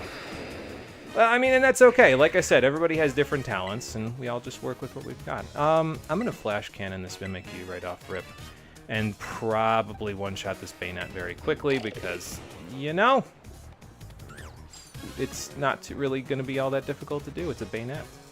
I don't think it'll be difficult anyway. Let's see if they double up on Shaylee, although she's got just a ton of HP now that she's a Crocodile, so she should be able to tank any hits that she's got. So. You'd hate where you live. It's against the terms of the lease to smoke. You have smelt a ton of weed from your neighbors in the years that you've lived here. Yeah, and you know, that's the thing, too, is that it happens at the dorms at school, too. Like, you'll walk past, and it's just the whole building just smells of it. And I'm like, I gotta put my mask on and everything. I'm dying over there. I'm like, nope, can't. I gotta walk as far away as I can, walk away from the downwind section so I'm not, like, breathing this in like crazy. And I mean, I say, oh, you know, I'll die of anaphylactic shock. I don't think it's quite that severe. I might be, like, hyperbolic about it a little bit, but it's bad enough to where, like, my throat closes up. So if I have to breathe it for an extended period of time. So, yeah, not something I want to indulge in. So, now let's be clear, because we knocked out a Pokemon, we got a +1 attack and special attack. Shaylee's already got Moxie from knocking out the Pokemon, so she's currently sitting at +2 attack. It's about to be +4 in about 2 seconds here, and the Shell Bell is keeping her very healthy. Like I said, once she gets going, it's very hard to stop her. And, you know, the Shell Bell worked pretty good because look at all that HP we're getting back. I mean, it's not an incredible amount, but it's enough to where she can tank more hits afterwards, so. And there goes the Mimikyu. You gave +1 special attack to a Howitzer. Let's see how that works out for you. Alright, well then, bring it. Show me the strongest you've got. A Toxtricity, a low-key Toxtricity, that's going to be your... See, now here's a weird thing about this, is that, like, why do the gym leaders not do... Like, Larry is the only gym leader in the region that has a Pokemon that gets a 2x attack bonus from his Terra type, because his Staraptor is already a normal type, and then Terra's in a normal. Everybody else just uses the Terra type on something that's completely not that, but I feel like their Pokemon would be more of a threat if they did use, like, an actual Ghost type, in this case, with a Ghost type Terra. Or an actual insert typing here, you know? So, well, that wasn't a rhyme. I've been ripped off. Ah, so that's what was buried there. It wasn't the people, it was the Houndstone. And this goofy little dog. His name is DJ G-Rave, apparently. Fair enough. Yeah, she's definitely got something with the rolling her eyes into the back of her head thing. It's just something about eyes that just, it makes me a little squeamish almost, but... Free +1 attack and special attack. The match is over. Stop buffing me, I yell at my screen. Yeah, goodbye, Toxtricity. Thanks for standing up, but please sit down.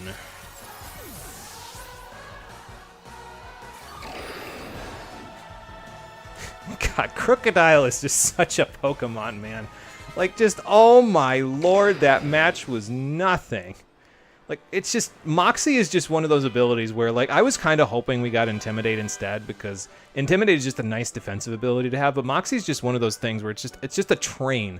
You just get out of the way or you're going to die. Oh, boy. Well, thanks for letting me through. You played pretty well, but unfortunately I had to send your ghosts to hell. I shouldn't be saying that. This is an E for Everyone stream. But she definitely couldn't break through my team, so yeah, I'll take my gym badge and run now. Thank you. That's a nice picture. I wonder if Mom's a fan of the MC of RIP. What's the difference between the forms of Toxtricity? I think if I remember correctly, I know one of them gets plus and one of them gets minus, but I think they also can learn different moves. Like, I think the amped form can learn Overdrive, whereas the low-key form learns something other than Overdrive. I think they both get Punk Rock, though, as an ability. So, well, we now have our Disobedience level is increased up to 50. And we also get a TM that is actually very good that I'm surprised they locked behind this late point in the game. There's several good TMs coming up, and this is the first of many. Shadow Ball. We could not find this in the overworld. We had to beat Rhyme in order to get it. So, if you couldn't learn that by level up on a ghost type, well, now you have access to it. So, there you go. I'm going to have to brush up on my game before we do that, but thanks, Rhyme. I'll make sure I stop back and let you know how it's all going. Or I'll just tell your sister and she'll tell you through a game of telephone. You know, I'm surprised I haven't seen Nimona yet. I just saw Professor Jacques in the last episode when I came here. She didn't show up, and now we're seeing Professor Hassel. Maybe Nimona just doesn't like hiking all the way up here. Excuse me. Oh, well, you don't have to give me extra credit. I'm already doing really well in your class, but... yeah, Clowitzer was the bluff. I'm glad you saw that. You're very passionate about this stuff, huh? No, it's all good, Professor Hassel. It's just a new side of you I didn't expect. Well, thanks. I'm trying my best. I'm trying to make it for me rather than just for Nimona, so... well, I still got to pass my final exams before we do that. We'll focus on that first, but, you know. Yeah, that's exactly what I just said, actually. I guess we're on the same wavelength when it comes to that stuff. But yeah, at least we get a few extra Pokedex entries so that way we have seen multiples of the other ones. So, and now that we've, you know, got the Shadow Ball TM, obviously we can make more of them at the TM machine, but like I said, you just can't find that in the overworld. Same thing with the next gym's TM. Same thing with the last two Team Starbase TMs. The only one that's weird is the 8th gym's TM that you are given, because that one you actually can make as early as after beating the first Team Starbase. So I'm not sure why they did that. It seems like an oversight, honestly, like something in the code that they just didn't flag for. But I don't know. What do I know, right? Honestly feel like this game not having level scaling means people should just do everything so out of order they're always underleveled, one team per path. I mean, there is the process of, like, I thought about doing this at some point when I was planning this playthrough. I was like, maybe I should just, like, box my team members after I beat a gym or something with them. And in a way, I'm kind of doing that with the Team Star fights because I'm boxing the specialists afterwards unless they're useful in the next ones, but... like, I thought about doing that, and then I was like, no, that's too much work. I'm not going to want to do that. It's just going to make me, like... resent playing the game. So I didn't end up doing that, but it was a thought at one point. So me during this conversation, wait, my art teacher is an Elite 4 member? Yeah. I think he mentioned it at some point before, but maybe it wasn't like, maybe he mentioned it in the class. I don't know. I could be wrong about that. Okay, so you two are right about the same. You're definitely the highest up on experience, and then you're a little ahead of these two. So you three need to get some extra levels, and actually the funny thing is that most everyone is at 43 except for Yukiko, she's at 42, but 45 is the next level cap for the 7th gym, so we aren't even gonna get a chance to go into the actual, like, there's a cave that leads up to where the 7th gym is. We're not even gonna get a chance to go there because we're gonna be level 45 well ahead of time, because before we even go to that cave, if I remember correctly, the level caps in there for the trainers are higher than those of all of Glaseado Mountain, so we're not even going to get a chance to go through that cave to get up there until after we're done, which is a little bit of a problem. It's kind of been a problem that we've been facing the whole game, though. Like, we're always 3 areas behind when it comes to fighting trainers, but, you know. So. All right, Pad, take it easy. Have a good night. Thanks for coming. It was nice being here. Yeah, I'm glad you had a good time. Once you've got 6 gym badges, Chansey Supply is actually here in Montenevera, and that's not on accident, because if I remember correctly, once you have 6 gym badges, their stock opens up massively. I think these were available before this, and these were available from the beginning of the game.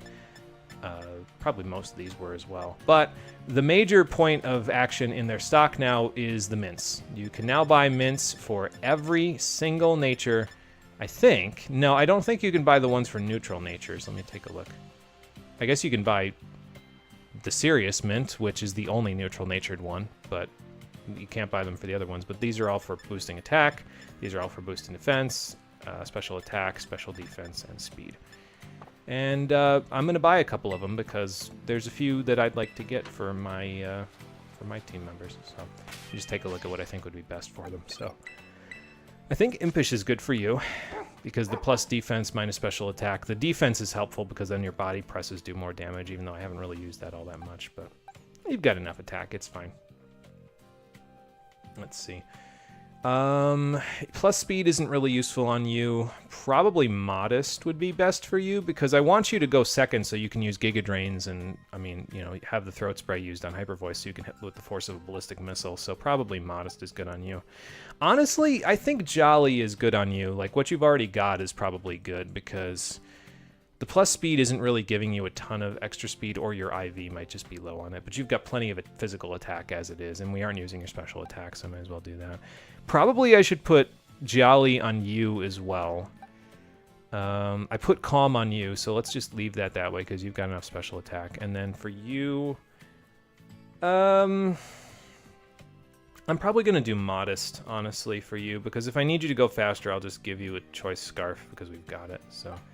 Honestly, same with you, but you've got 145 attack and an ability that boosts attack, so I don't think we need that. I think we just need a little more speed, so I need a Modest Mint, a Jolly Mint, and I need 2 Modest Mints. Okay, so I need 2 Modest Mints and a Jolly Mint. Fair enough.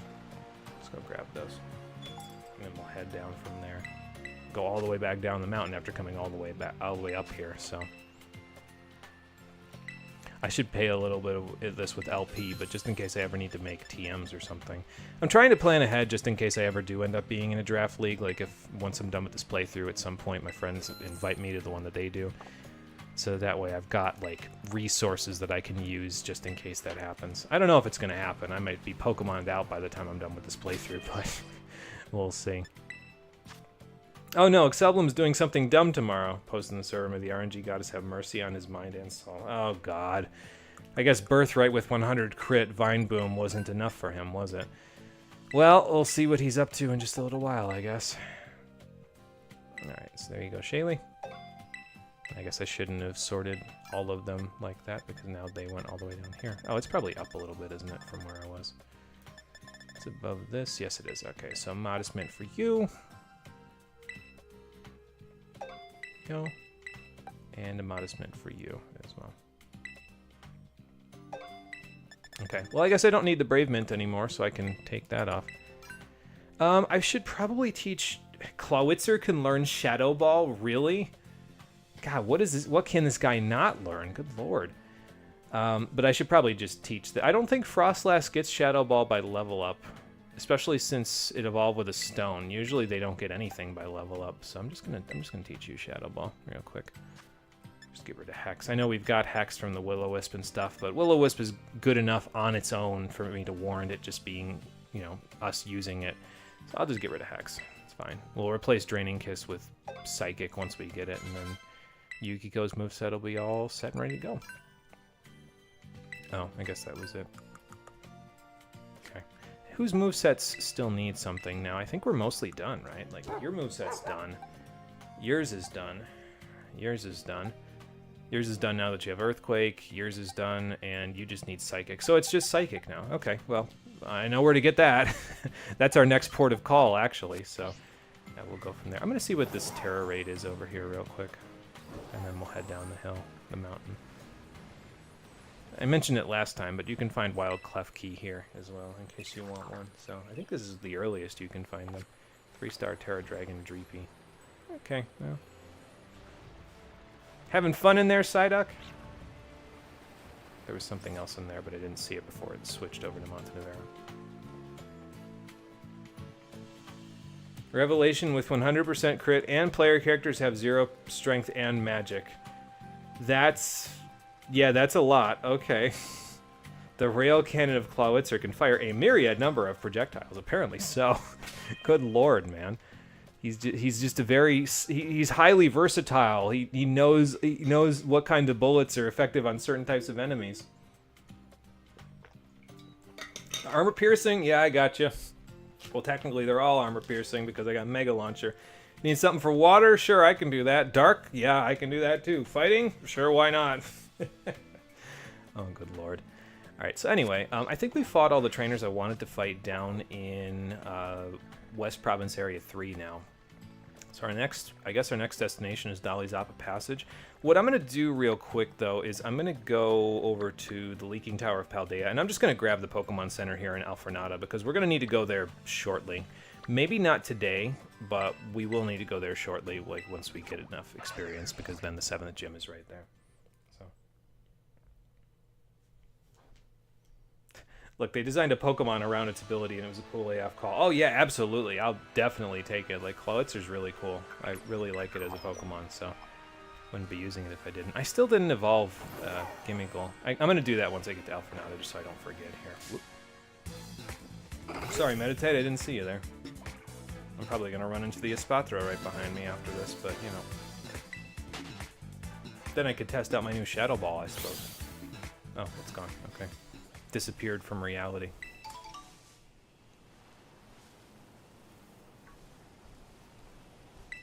But yeah, that little rock-looking thing, well, it's really a big rock. The big rock over there, next to Alfornada, is the way to get into the cave that you can get use to get up here, basically. So. Oh, that was a flower. I was like, Murkrow isn't pink and purple, is it? I don't remember what its shiny looks like. But no, I was seeing things. And I should probably take off my... no, I shouldn't take off my winter uniform, actually, because we're going to be going to Glaseado Passage, where it is also very cold. So I will leave the winter uniform on, actually, even though it's warmer down here. Well, and you know what? Actually, too, we have to go to class, so maybe I will take it off. Yeah, I'll figure that part out in a minute. What else did I want to do between then and now? I want to... oh, you know, I'm going to evolve my Pokemon now, since I literally just said I was going to do that, and then I was about to not do that again.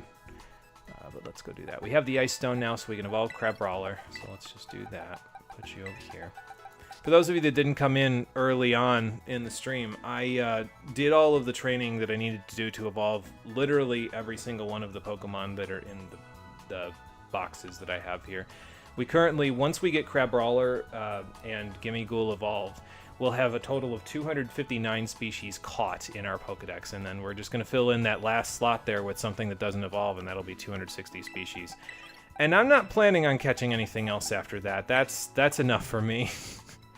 So, there you go. Okay, so Ice Stone is what I'm looking for. Got me here somewhere. There it is. Here you go, Crabrawler. See what this thing looks like as a Crabominable. With the shininess. I didn't show what Palossand looks like, did I? Oh my god! That's awful! It's like everything on it clashes. Like the purple and the red clash, the red and the yellow clash. Ugh.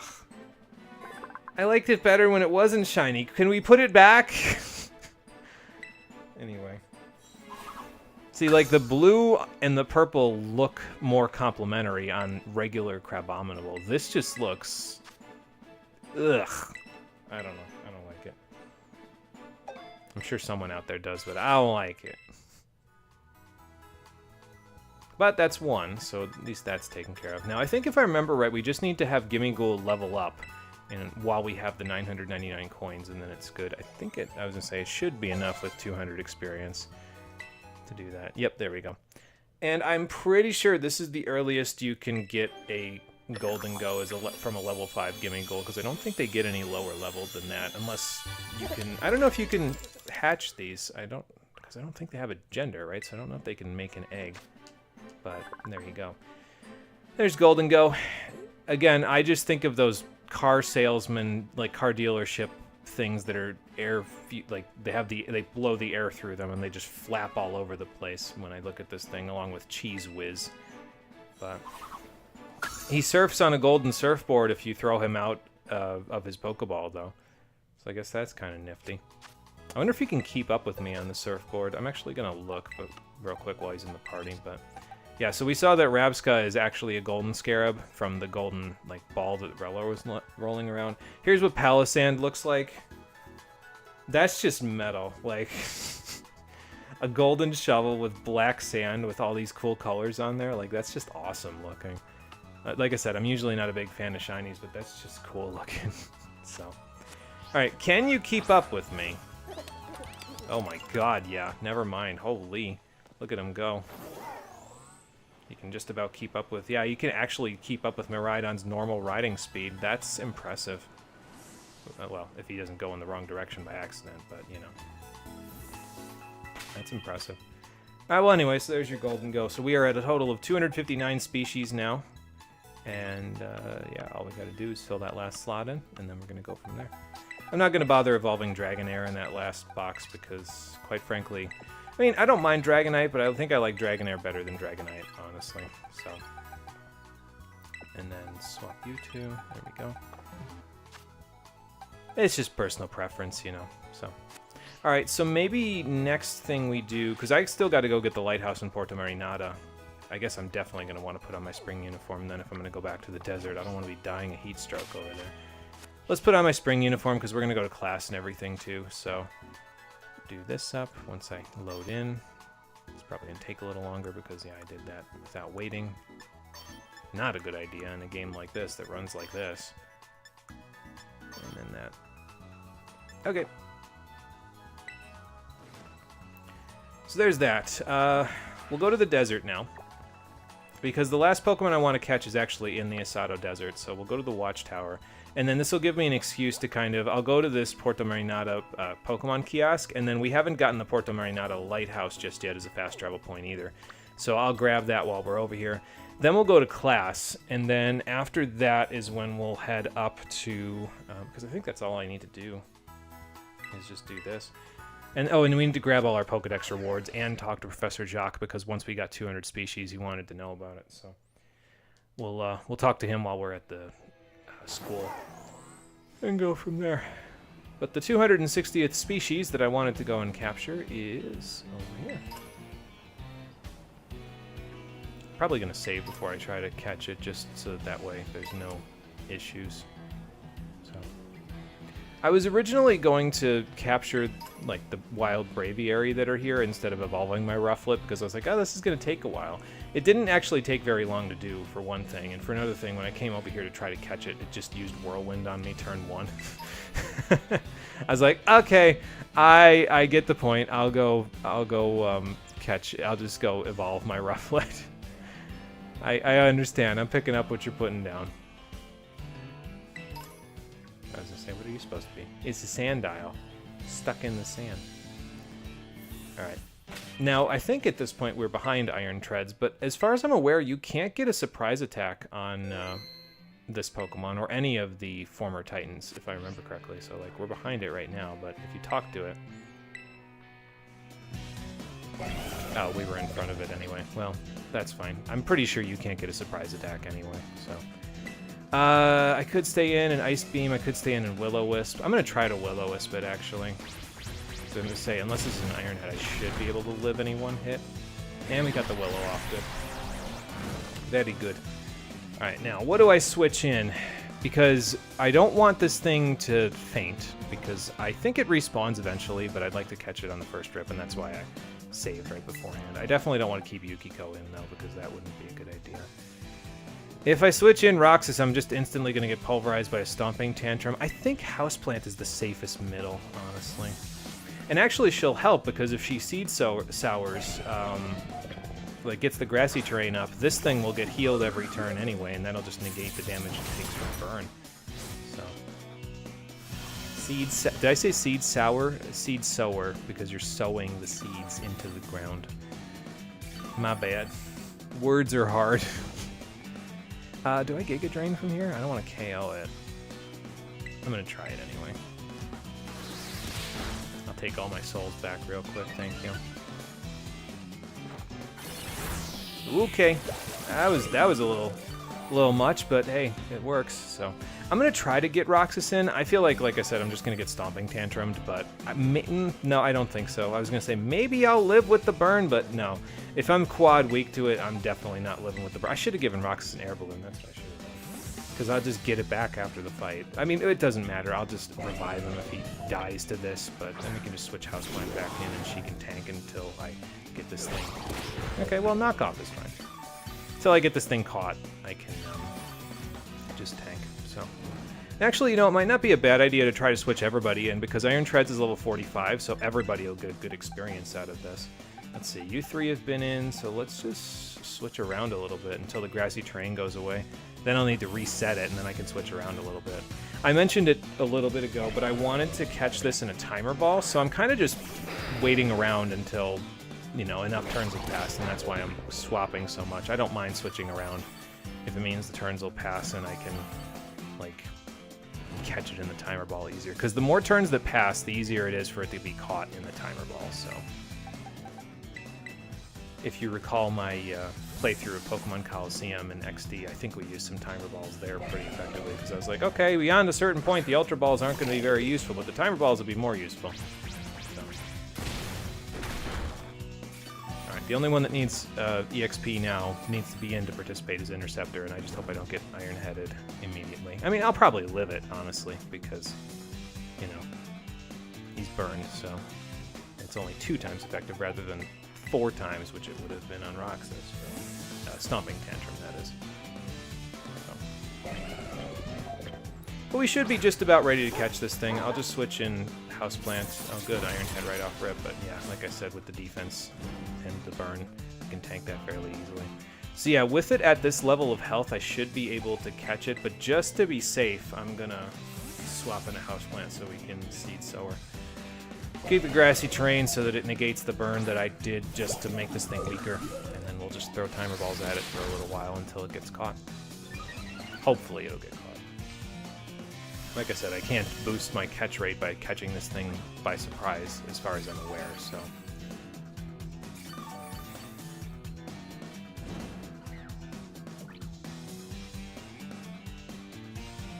There we go. Sorry, I was just checking to make sure my chat didn't freeze real quick. Ever since that one time in Slay the Princess where it froze for multiple times over the course of one stream, I've been a little paranoid about it. I've just been like, I should probably check that. Alright, well, only 1 timer ball. That was all it took. And that's the last Pokemon I'm going to catch for this playthrough. There you go. But everybody got some solid experience out of that, so there you go. Now, one of the nice things about Iron Treads that I noticed, because I tried catching this thing off screen just to see if I could get it previously, and I could, obviously. One of the nice things about it is that, as far as I'm aware, it is one of the only Pokemon in the Pokedex that can actually keep up with you when you use it in, Let's Go mode, so that you can, have it run around after you, you know? I can show it in just a minute, so I can show you what I mean, but I tried running around in Medali with it on level ground. And even Donphan, as far as I'm aware, can't do that because Donphan has this weird thing where you'd think Donphan would just roll naturally, right? Well, in this game, apparently Donphan doesn't roll naturally because it has those little humps on its back, and those humps actually make it roll slower because every time it rolls, it has to go over one of those humps because the humps have surface area rather than it just being smooth.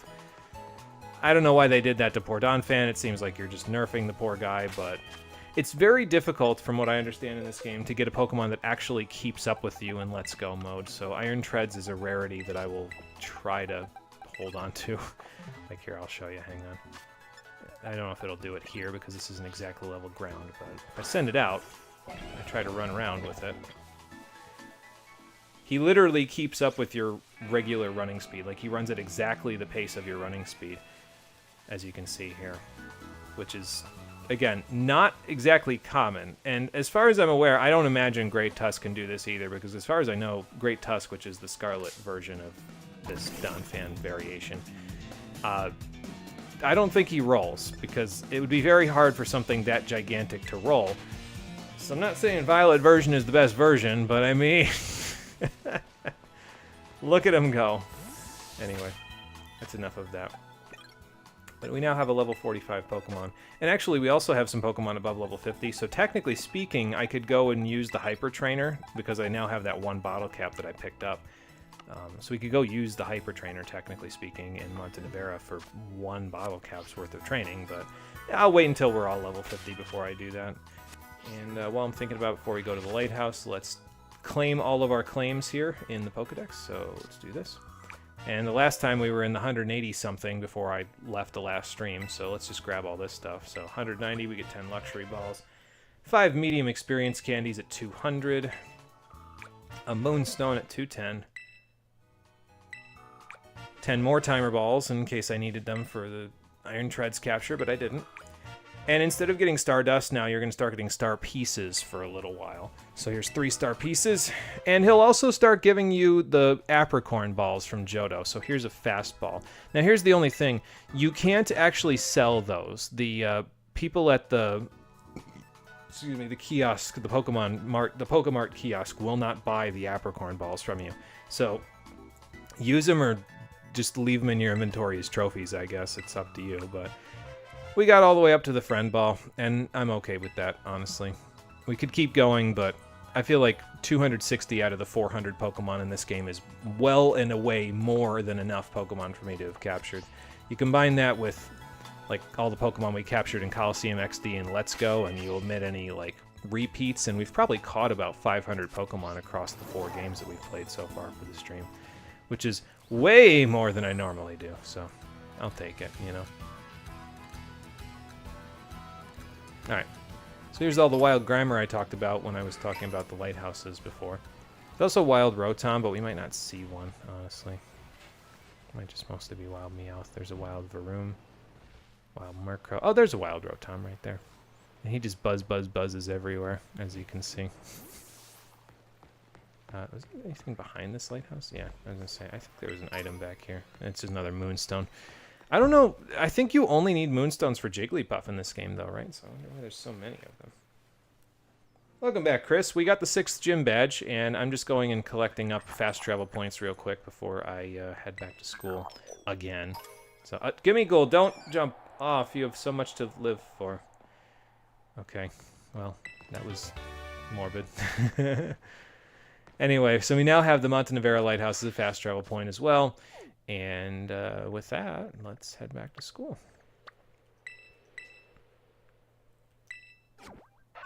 And Shaylee only needs 1 level to get to the next level cap, so if it wasn't for the fact that I'm going on vacation next week, we would be very quickly steamrolling our way into the 7th and then the 8th gym, because the 8th gym has a level cap of 48. But probably what I'm going to do is so the next place I'm going to go after we go to school is I'm going to work on getting ready for the 7th gym. But instead of going straight to the 8th gym after that one, I might do one of the Team Star bases just to break those up so that way I can kind of do the 8th gym battle and I can do my final exams before the Team Star storyline ends. Because once the Team Star storyline ends, as soon as I reach this area here, the school is blocked off by a cutscene that will then take you to the end of the Team Star storyline, which has Pokemon that are in like the 60s in level. So we're not quite ready for that. Our Pokemon are, 43 and 44. So once we're a little more prepared, then it'll be better to do that. So guess you're resorting to manual EV training. Oh, that's no good. Make sure you buy those power items so that way you can make that go by a little bit faster. Probably won't talk as much. People fighting nearby. Hopefully not going to be your problem. Yeah, I hope not. Oh, good lord. That's not good. Don't get involved as best you can, so. Are there any events I can do right now, or should I wait? I'm going to wait to do them. It's probably just Professor Jacques, right? Yeah. I'm going to wait to do that until we're done with the classes, so. But we don't have to do any midterms anymore. We're done with our midterms, so now it's just class number 4, then 5 and 6, and then the finals. And once we've done the finals, we can get the ultimate rewards from all this stuff. Because there are some rewards. You get EXP candies again for passing your finals, but there are some unique rewards that you can get from doing this.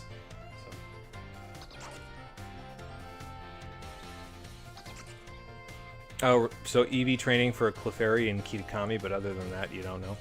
Okay, well, I mean, if it's only one Pokemon, that shouldn't be a huge, a lot of trouble, honestly. I mean, it doesn't take too long. Just make sure, you get the right EVs, that's all. Unless you're saying you're going to EV train on Clefairy in Kitakami, in which case, I don't know. I don't even know what EVs they give. I would imagine, like, HP or something, but I don't know.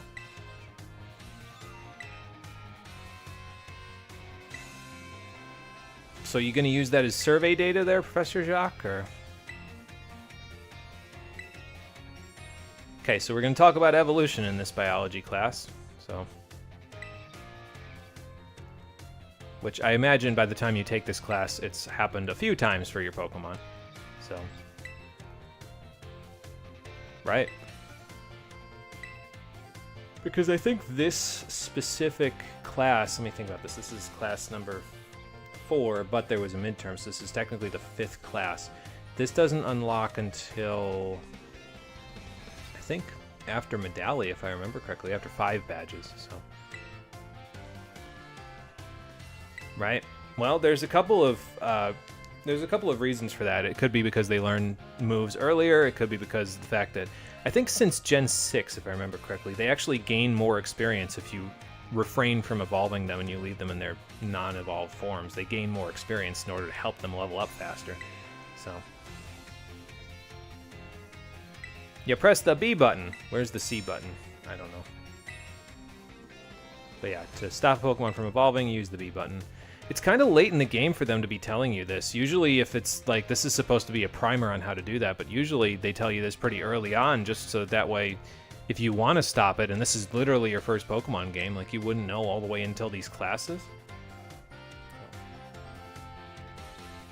Oh, you already did, not that. Okay, gotcha. Yeah, I'm misunderstanding then. Sorry. But yeah, just like what we did with Princess Natalie there, we gave her an Everstone so she will not evolve.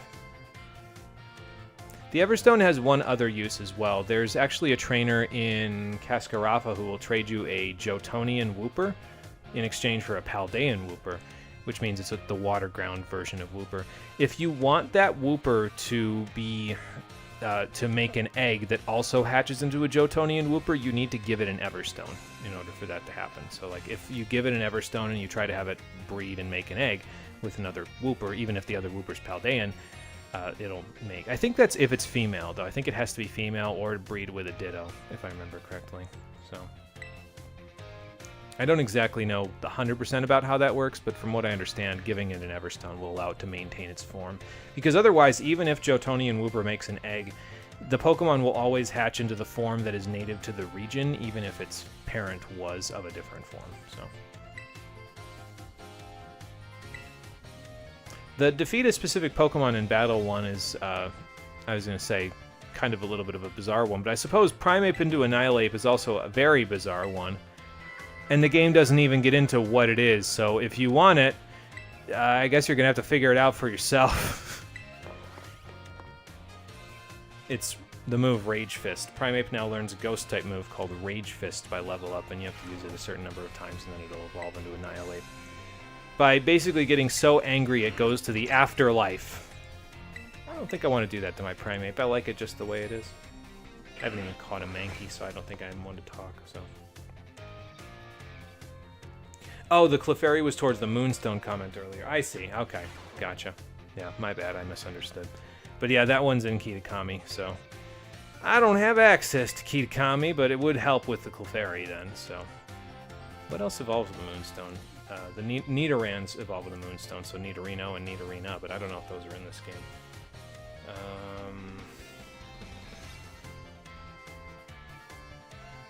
I can't think of anything else that evolves with the Moonstone. I'm sure there's others, but I can't think of anything. Whatever. Doesn't matter. Well, good. We all passed the math midterm. That's a good thing. I don't know if we all love numbers now, but hey, at least we all passed. Oh, okay, so you're going to talk about sharply rising stats. Right. Yeah, that makes sense.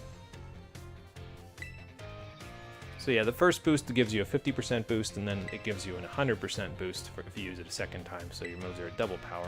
You can go up to 4 times by boosting all the way to +6, but Yeah, so if you use Swords Dance, you'll get a sharp boost to your attack stat. And by that they mean it raised by 2 stages. So now remember, it's a 50% boost per stage. So it's 50% for 1 stage, 100% for 2, so 150 for 3, and 200% for 4. So it would deal, let's see, hang on. So double the damage would be the 100% boost, triple the damage. This is compared to it at +0. It would deal triple the damage, right? Yeah.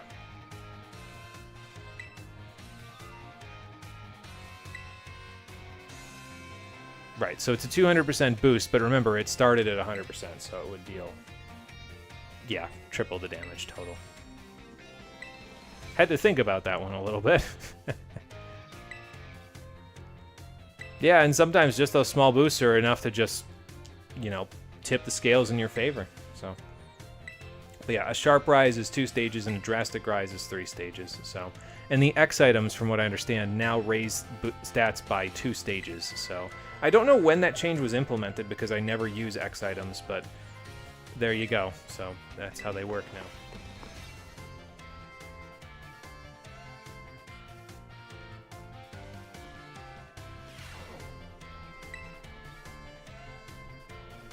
Next class, go to history, so I can gloss over again and still manage to pass the exam. Oh god. Honestly, like, I don't know if history classes necessarily were my worst subject in school. I think I did fine in them, just like most other subjects, but like, they have to make history interesting, otherwise it's just very dry to me, you know what I mean? Like, I like the anthropology of certain things in history, like seeing the reasons why people did things. That makes it a little bit more, I can attach to it a little bit better, you know, if that's the case. If it's like, okay, this is what they did, and I can say, okay, why? And then we need to learn about that. That helps me attach a little better, so. I mean, I don't know about that, so. And what does this have to do with? Oh, okay. Well, this might have to do with the King of Paldea at some point.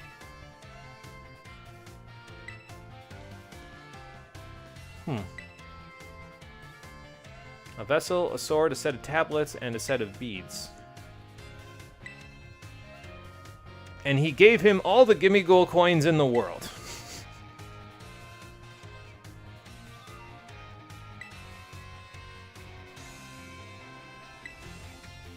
I mean, it's not a handheld electronic device.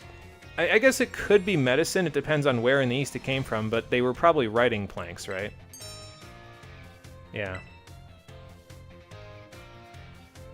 I feel like that one you could get a 50-50 on it because, like, a tablet is a type of medicine, but I suppose a tablet as medicine is probably a relatively recent thing, you know?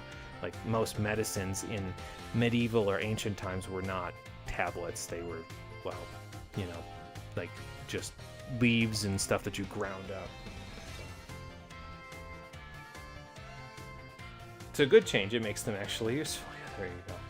Best place to train Eevee for speed. Currently 2 gym badges, 1 team star badge, and 2 Titan badges. Eevee training for speed.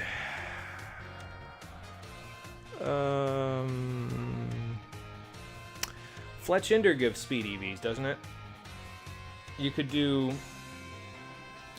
eat a fire boosting, like an encounter power fire recipe. I don't know what you need to do to get that, but you could probably find that at a shop, and if you can't, there's a sandwich calculator online.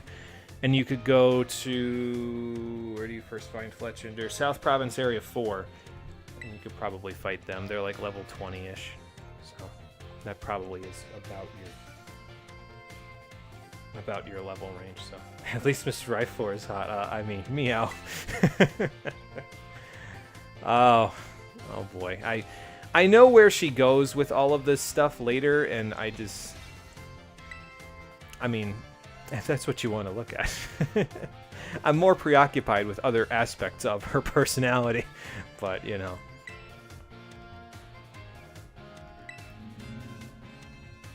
Oh. Well, that's not good. He bought something that was cursed! Okay, well, I guess we could go see about that. I'm not sure how curious I am about how the story ends, but I suppose it wouldn't hurt to fill in the gap, you know.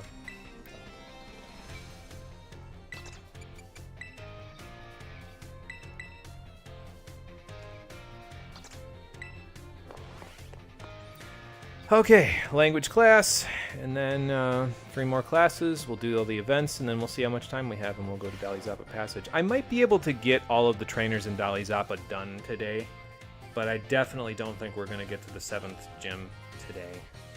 So, because we've only got about half an hour, well, 35 minutes-ish left. So, oui, vous êtes prêts?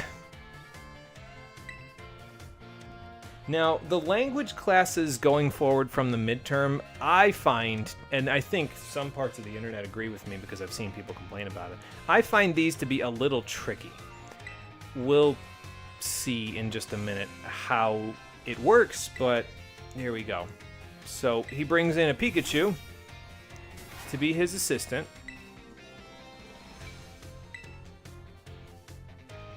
And what's going to happen, basically, is Pikachu is going to say something, and we're going to have to guess its emotion. We're going to have to try to comprehend its emotion from what it says. So we might have to try to figure this one out a little bit. Okay, what you got, Pikachu? Well, that sounds pretty happy to me. Okay, so what was it? That's angry? It literally expressed no anger whatsoever. Its face didn't change at all. Okay. No, he did an awful job. He literally didn't eat... Okay, fine. Go ahead. Clap for the mascot, you damn bigots. That's what I mean, though, is that there's certain aspects of this language class where it's like, he's doing what exactly? Are you sure? Because it doesn't look like it. Maybe it sounds like it, but it definitely didn't look like it. Just a sim. So, no, that's okay. I mean, it's fine to sim. I guess I kind of talked about this a little bit, half in the Slay the Princess streams, and I didn't really explain it fully.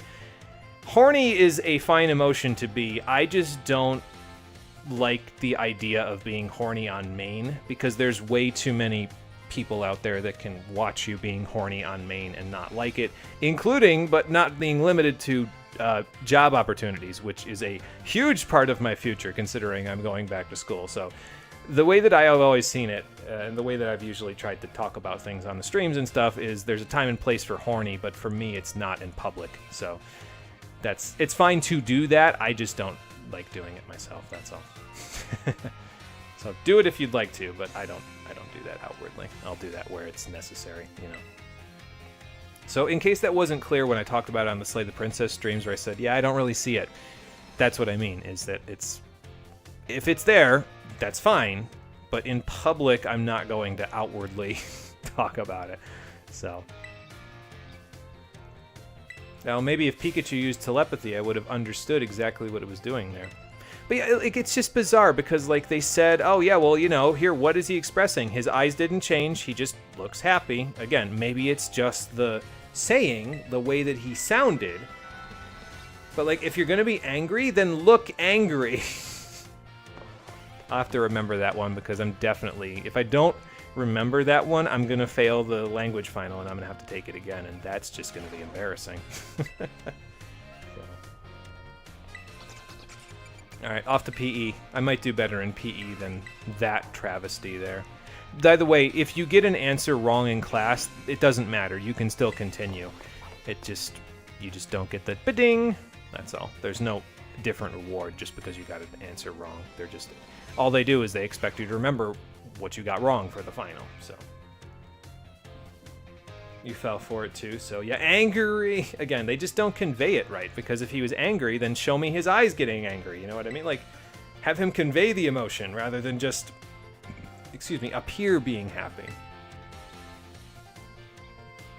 Okay, so anyway, things get more complicated here, if I remember right as well, but it's not as complicated, so.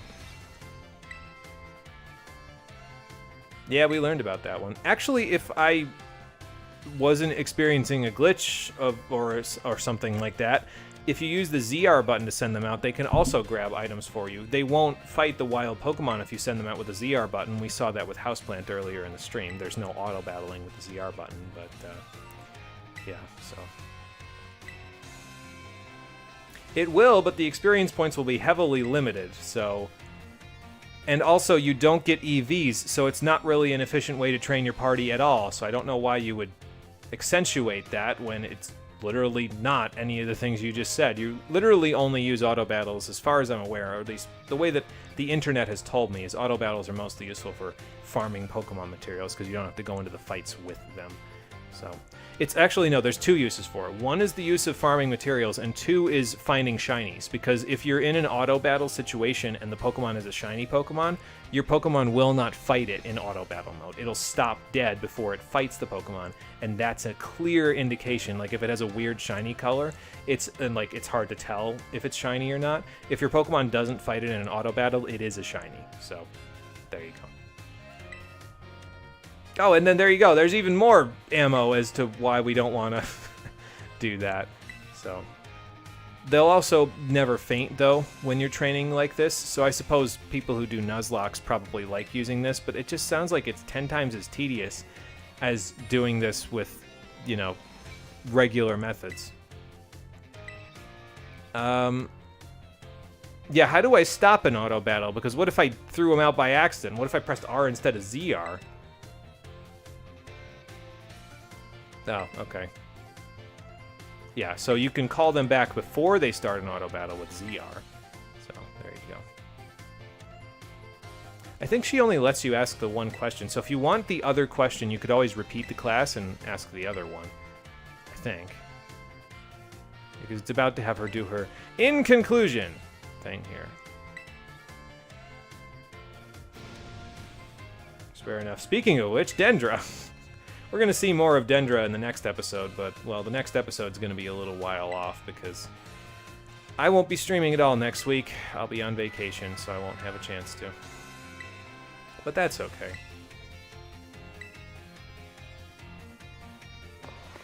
We'll come back and actually, honestly, the way that I was doing it is I was streaming 4 times a week so that way it's almost as if we had streamed 3 times a week since I finished school, because basically, if we had streamed 3 times a week from when I finished school till now, we'd be at 8 streams and then in this game, and then next week we'd be at 11 streams. So we're currently at 11, and that way I've kind of almost done as much as I would have done if I was at 3 streams a week. And normally I like to do 3 streams a week instead of 4, so when I come back, we're going to do 3 streams a week just because it's easier for my schedule. So that's the plan.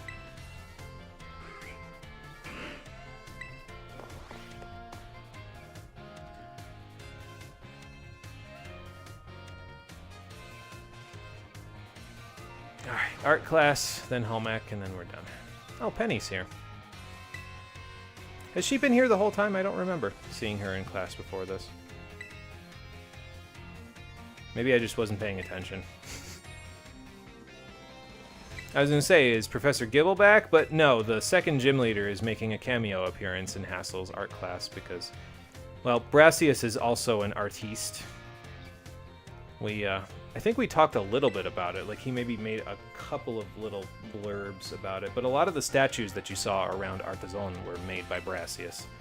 So, and we get to talk about it a little more here because he's got this surrendering Sunflora sculpture. And the Sunflora sculptures all over Artezon are the surrendering Sunflora sculpture that Brassius has made. So, yeah, hi, Brassius.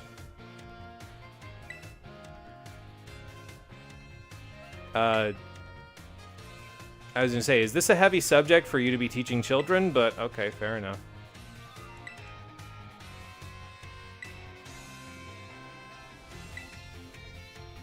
Did you guys make any sort of plan about how you wanted to structure this class? Okay.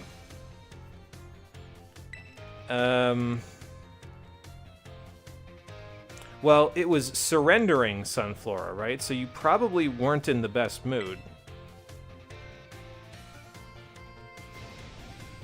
Okay. Is that not sadness? I mean, I guess that's despair, which they didn't give me the option for. I don't know if there's a correct answer to that one. I think you have to get that one wrong, but I could just be doing really badly at the classes today, in which case, yeah, that's okay. We can make up for it on the exam. I was surrendering over my life.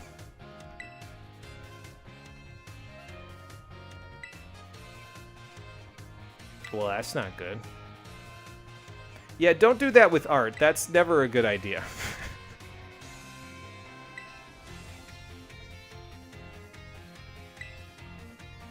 I'm just trying to see how this lecture would help students of art who have been, I would assume, drawing the pictures on the wall here. Like, what? I guess it's to tell you, you know, don't just make art for the sake of selling it, but, like, isn't that a little heavy for 10-year-olds? I guess, eventually. I suppose that's a fair way to bring the whole lesson together, but, you know, just feels very cerebral for adolescence, you know.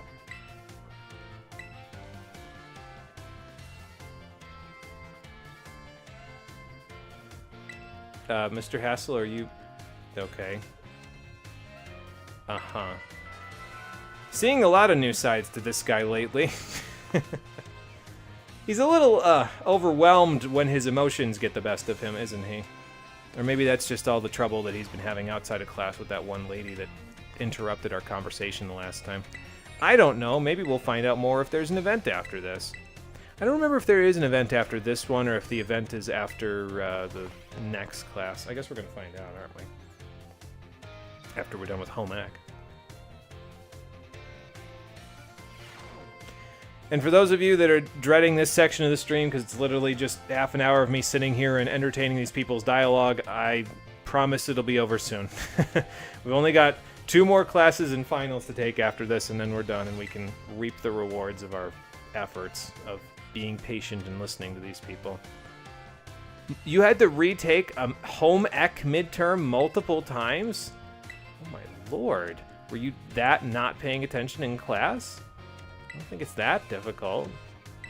Well, whatever. Like, it's a life skills course. How do you...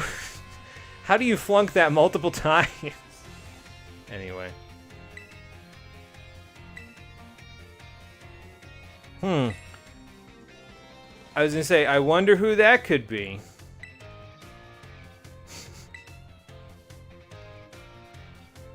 Well, maybe he needs to use more Herba Mystica.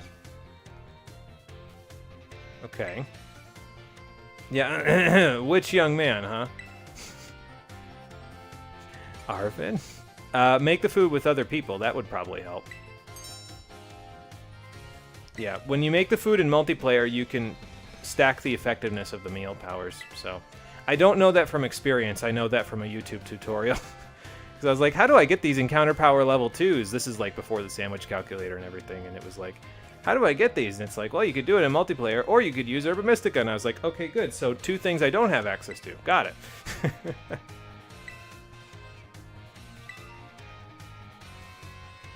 Yeah, and there are some sandwiches in this game that are pretty difficult to make in single player.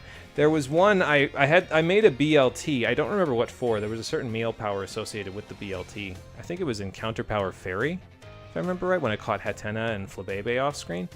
Making a BLT in this game is actually pretty difficult because the bacon is not bacon. It's like slabs of pork fat, basically. They're like these, they're not even cubes. They're like these squared off, like, mounds of flesh. Like, they stacked about 6 things of bacon on top of each other and just froze them together until they fused. It's really weird. I don't think I've ever seen bacon like that. I've seen Canadian bacon, but, like, that's not a slab like that, you know? So...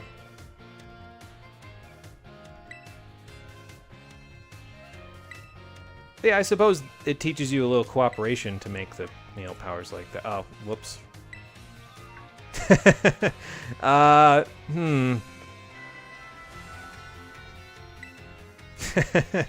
Yeah, okay. Whoops.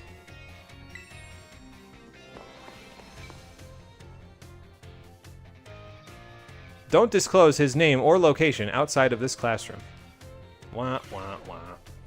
Alright, so let's see what events we can access, and then after that we'll go... oh my god, look at all this stuff to do. Okay, well, let's just go in order. So, Miss Ryfor and Mr. Hassel are out here, so let's see who we can find first. I see Miss Ryfor. And I see Mr. Hassel, and he's a little closer, so... oh yeah, we gotta read the Violet book. We gotta read the 2 entries in there, so... Mr. Hassel? You okay? Studying, or? Oh, fair enough. I get lost in thought sometimes, too. Well, it didn't bug me. It's just stuff you gotta deal with. It's adult stuff, I know. Oh.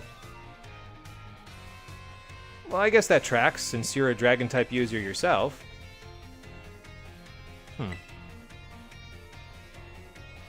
Huh. I think I know this rebellious little fellow.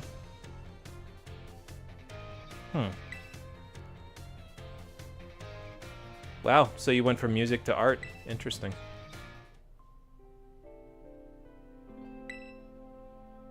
Well, that's not very nice. Why would anyone tell you to give up teaching? I imagine it's a job you're pretty passionate about. Oh. Yeah, but that doesn't mean that that's your responsibility now. I mean, why don't they make it the responsibility of someone who actually wants to be there? I mean, you need a shoulder to lean on, and I don't want you to quit teaching, because you're a good teacher, Mr. Hassel. Don't give up on your dreams. You're welcome. Yeah, I think there's one more event with him, so I guess we'll see that later. Alright, Mr. I-4 Spill, what's the rest of this story, so I can get the conclusion you wanted? Sure, why not?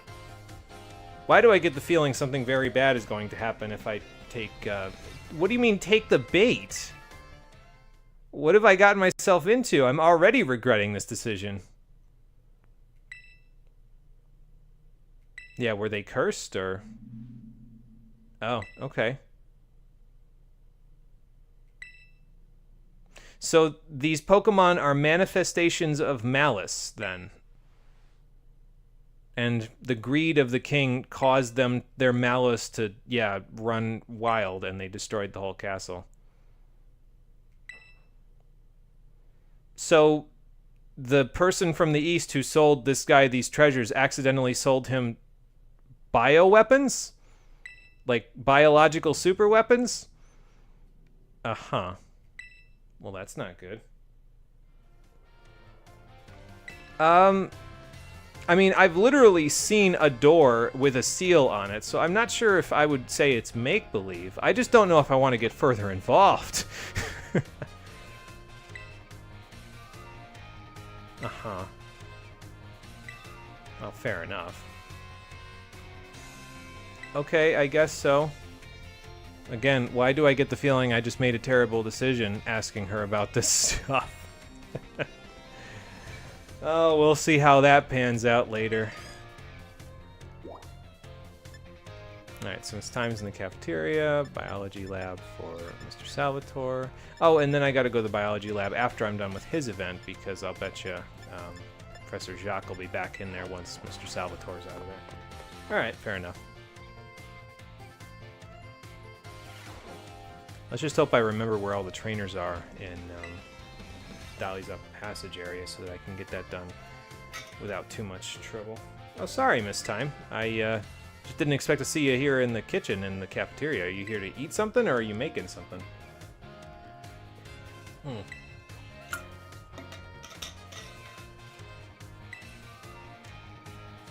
Oh, okay. Huh. So you're trying to funnel the student that's trying to find you into the cafeteria. Well, that makes sense. It's one way to, you know, play that out strategically.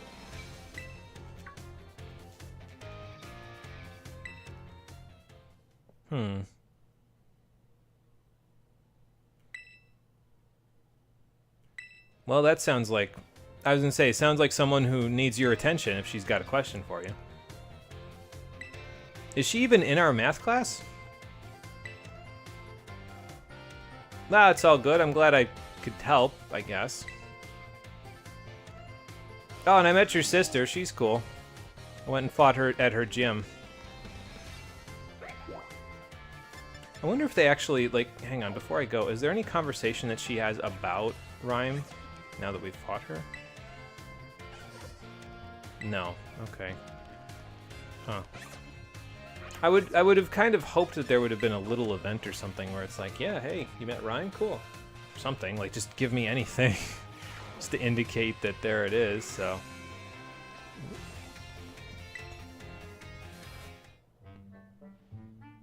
Hey, Mr. Salvatore. How's Palmy doing? A little shy still, but seems like it's up on its feet at least. Maybe. Maybe it's got a timid nature. Okay, well, that's a good sign. He just needs some sort of stimulus to get him to talk, I guess. I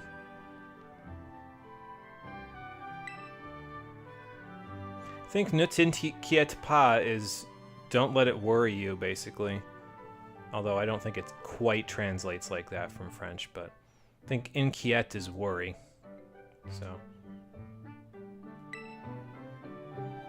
Oh. Yeah, I guess that would cause him to be a little, yeah, mentally, like, in shock still.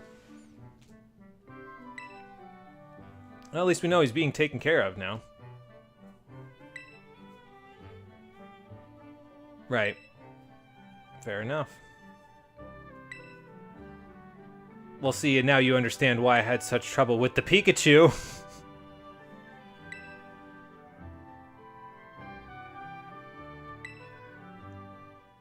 Yeah, like I said, I think there's one more event after this. So, oh, okay, there's a door over here, too.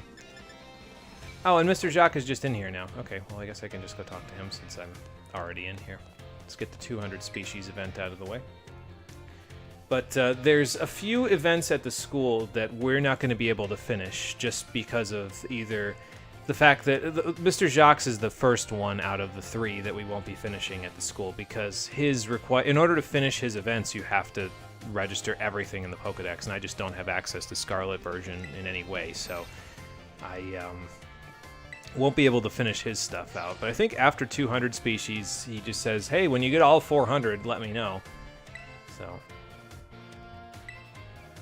I've been to some wild places so far, Professor Jacques. Well, I feel like your research would move along more splendidly if you delegated the job, because, like, I think you're shooting yourself in the foot by saying, well, I need one single student to register every single Pokemon in the region. Like, just say, hey, this group of students do these 100 Pokemon, this group do these 100, or even split it up more. Okay, these 2 students do these 50, or something like that. I think your research would go a lot better if you did that. But yeah, for finishing getting 200 species caught, he gives you 20 quick balls. So you can just quickly throw those at a few Pokemon. But he just tells you, hey, so go find the full Pokedex now. And we will not be able to complete that one, so we're just going to cross this one right off the list. We'll finish out Professor Jacques' classes, but finishing out his school events, just not going to happen. So.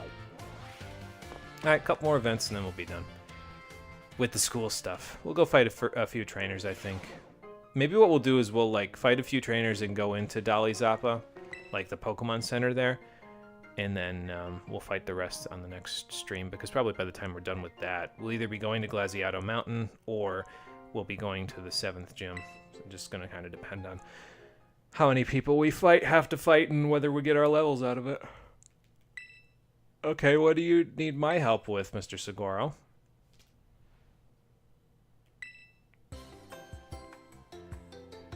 Uh-huh. Well, you know, it's probably Sweet Herba Mystica, but I think Arvin and I used the last of it when we went and fought... which Titan used the sweet one? I think Cloth did. So... Well, sorry to disappoint you, but Sweet Herba Mystica are pretty hard to find unless you unlock the high-level raids, so... I don't think there's a mystery gift going currently, but sometimes there's a mystery gift going on in the background in this game that they put on where you can... I don't think in that case you even need Nintendo Switch Online. I think you can just mystery gift in a Sweet Herba Mystica. Like, you can pick between sweet or salty. So you could finish this quest without doing all the high-level raids, but doing all the high-level raids outside of multiplayer requires specialized builds, and I'm really not even that keen on the raids in general, so I don't think I'm going to bother with it. So this is quest number 2. We'll be crossing off the list, basically. We won't be finishing Mr. Saguaro's quest because, as I said, it needs a Sweet Herba Mystica in order to finish, so... You could try setting out some orange berries under cardboard boxes. I mean, yeah, that might work a little bit better. Honestly. Just collect up a few extra things, but yeah, so we won't be finishing his event either. There's one more teacher that we won't be finishing the event for, but excuse me, we haven't quite gotten to that point yet. I still think Giraffe Rig is really funny looking and cute looking when it's sleeping, because the head on the back of its tail, the tail head, is like, I'll keep an eye on everything for you.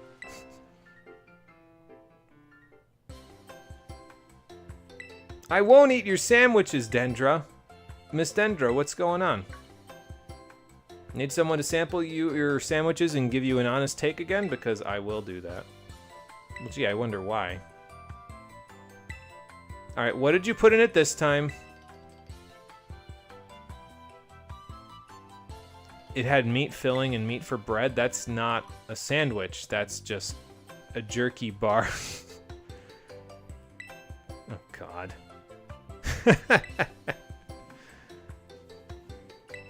Alright, so it's a long story, kind of, and it's about as bizarre as her hair that was just tweaking, but I mean, I guess she did work pretty hard at it. We deserve to give her a second chance. I feel bad for doing this because now the nurse is going to be out of the office because the nurse is going to be sick. But, well, here we go.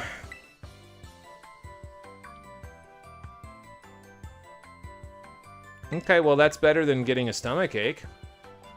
And your hair's back to tweaking out again. Uh-huh. Well, I'm glad I could help. I just hope that your sandwiches end up being as good as they could be later.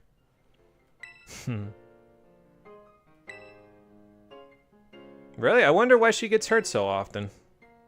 Well, maybe we'll find out more about her later. And by later, I mean next episode. I have some strong feelings about Miss Dendra and her best friend, quote unquote, that we'll see in the next episode. But I'll leave those by the wayside until we actually get there. Alright, we're done with the school stuff. It took even longer than the 40 minutes I said, I think, but by comparison, fighting a few trainers should be pretty easy. It's kind of sad that the trainers are the easy part and the being patient through all the dialogue is the hard part. But okay, so our target is right here. I'm gonna go here first. There's a few trainers up in the foothills on the way up to Glaseado Passage that might be worth fighting. I think there's like a couple on this side, there's one on this side, and then there's a tough trainer like somewhere around here. I think we saw him, actually, if I remember correctly, when we were going up the hill to get to the Glaseado gym. But there's a couple of tough trainers here. It's just that the databases, like I said earlier, they don't really distinguish between what's in Glaseado Passage and what's on Glaseado Mountain. Because, at least the one that I looked at, it showed a bunch of trainers in Glaseado Passage, but you only need to fight 4 of them. And then it showed, like, I think only 10 or 11 trainers on Glaseado Mountain, but I think you need to fight 12 in order to get the TM from the guy at the top. So the distinction between the two doesn't seem to be, like, really clear, like really clearly cut. So we'll do the best we can to fight as, you know, enough trainers in both sections, and we'll just go from there. Excuse me. All right, back in the winter uniform we go. There we go. Might need a school helmet at a certain point, but we'll figure that out later. Safety first on that 8th gym, but, well, like I said, we'll talk about that once the 8th gym actually comes around. So I guess this top part is all considered Glaseado Passage, so probably the trainers that we fought on our way up here, like the hiker and stuff that were up here, they're probably all considered trainers in Glaseado itself. Even though the West Province Area 3 music is playing currently. Well, I guess this is just the West Province music in general.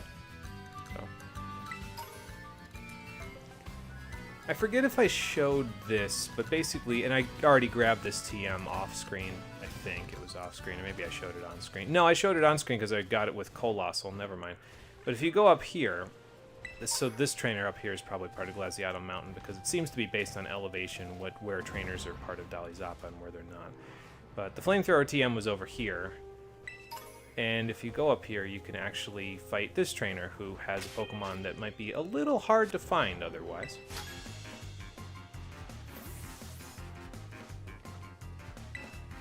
No, I guess whatever works for you, although, again, I don't know that I'd come all the way up here in spandex and shorts. Like, I guess if you're running around a lot, that would be fine, but...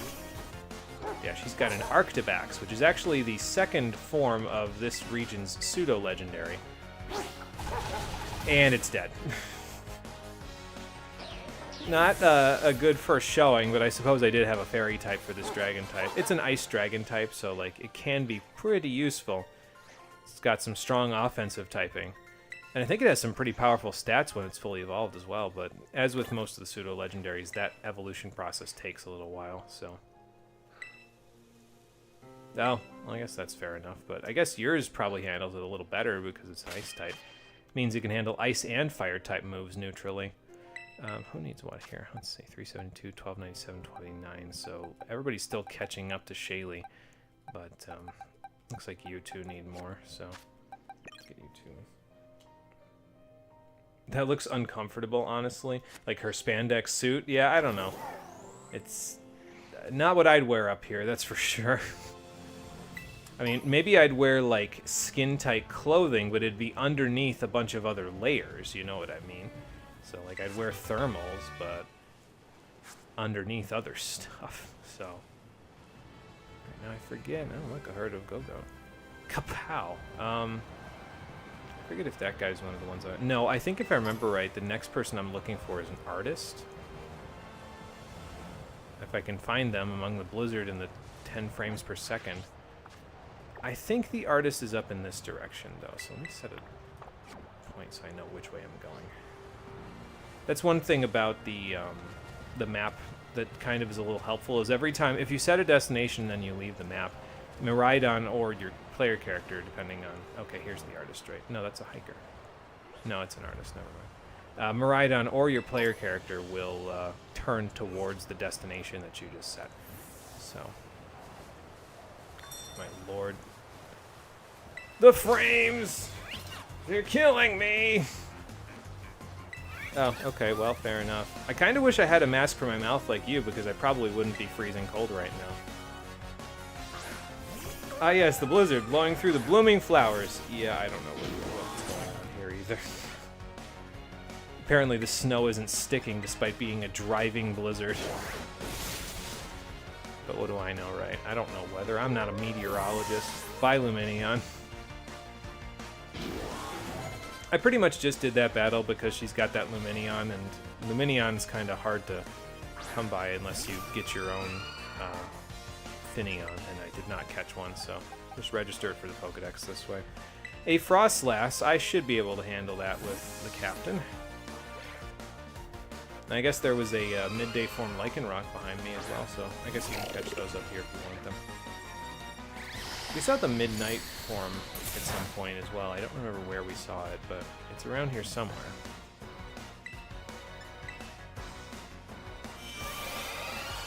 Oh good, you're going to start with the Confuse Ray nonsense? Fair enough. See if we can just break through that. I'm just going to stay in, honestly. I don't feel like switching out. I'll just let it happen. Okay, there we go. Channel. Gotcha.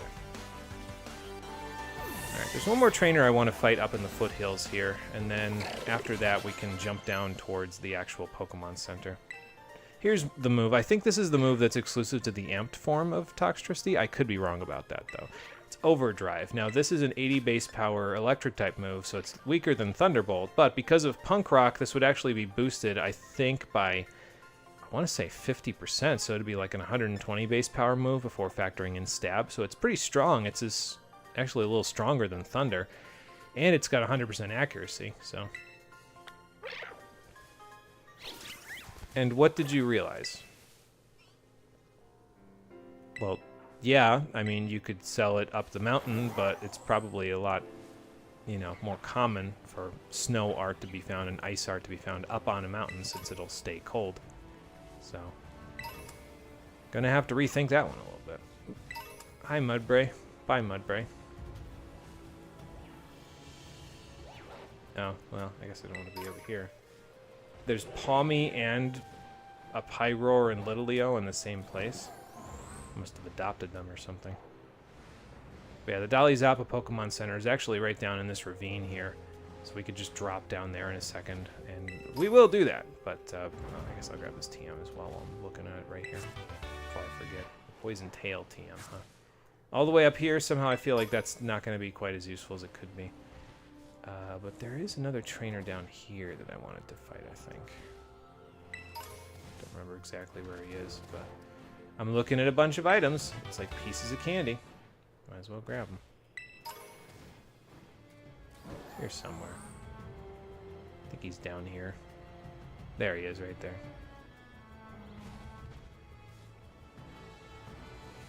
And there are more trainers to be had in the foothills as well, but these are the ones that I wanted to fight because they've got more Pokemon, I guess. Yeah, the Palmy is dinner. There you go. Around the Chansey, you think? Oh, I missed the context for that, too. My bad. Actually, you know what? I think the reason why I had this kid on my list of people to fight was because he had a Morgrem, but I'm pretty sure there's a required trainer that you fight later that also has a Morgrem. I don't know if you ever see a Grimmsnarl in this game unless you see it in the wild, but...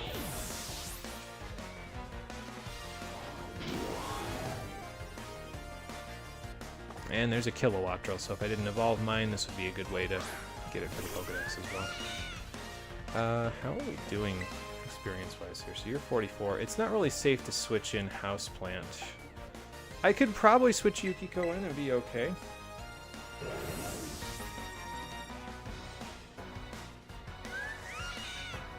We'll see. Oh, good. I can see into the ground here. Oh, yeah, definitely fine if you're just going to roost at full HP. I'm not going to fall for that one. Here you go.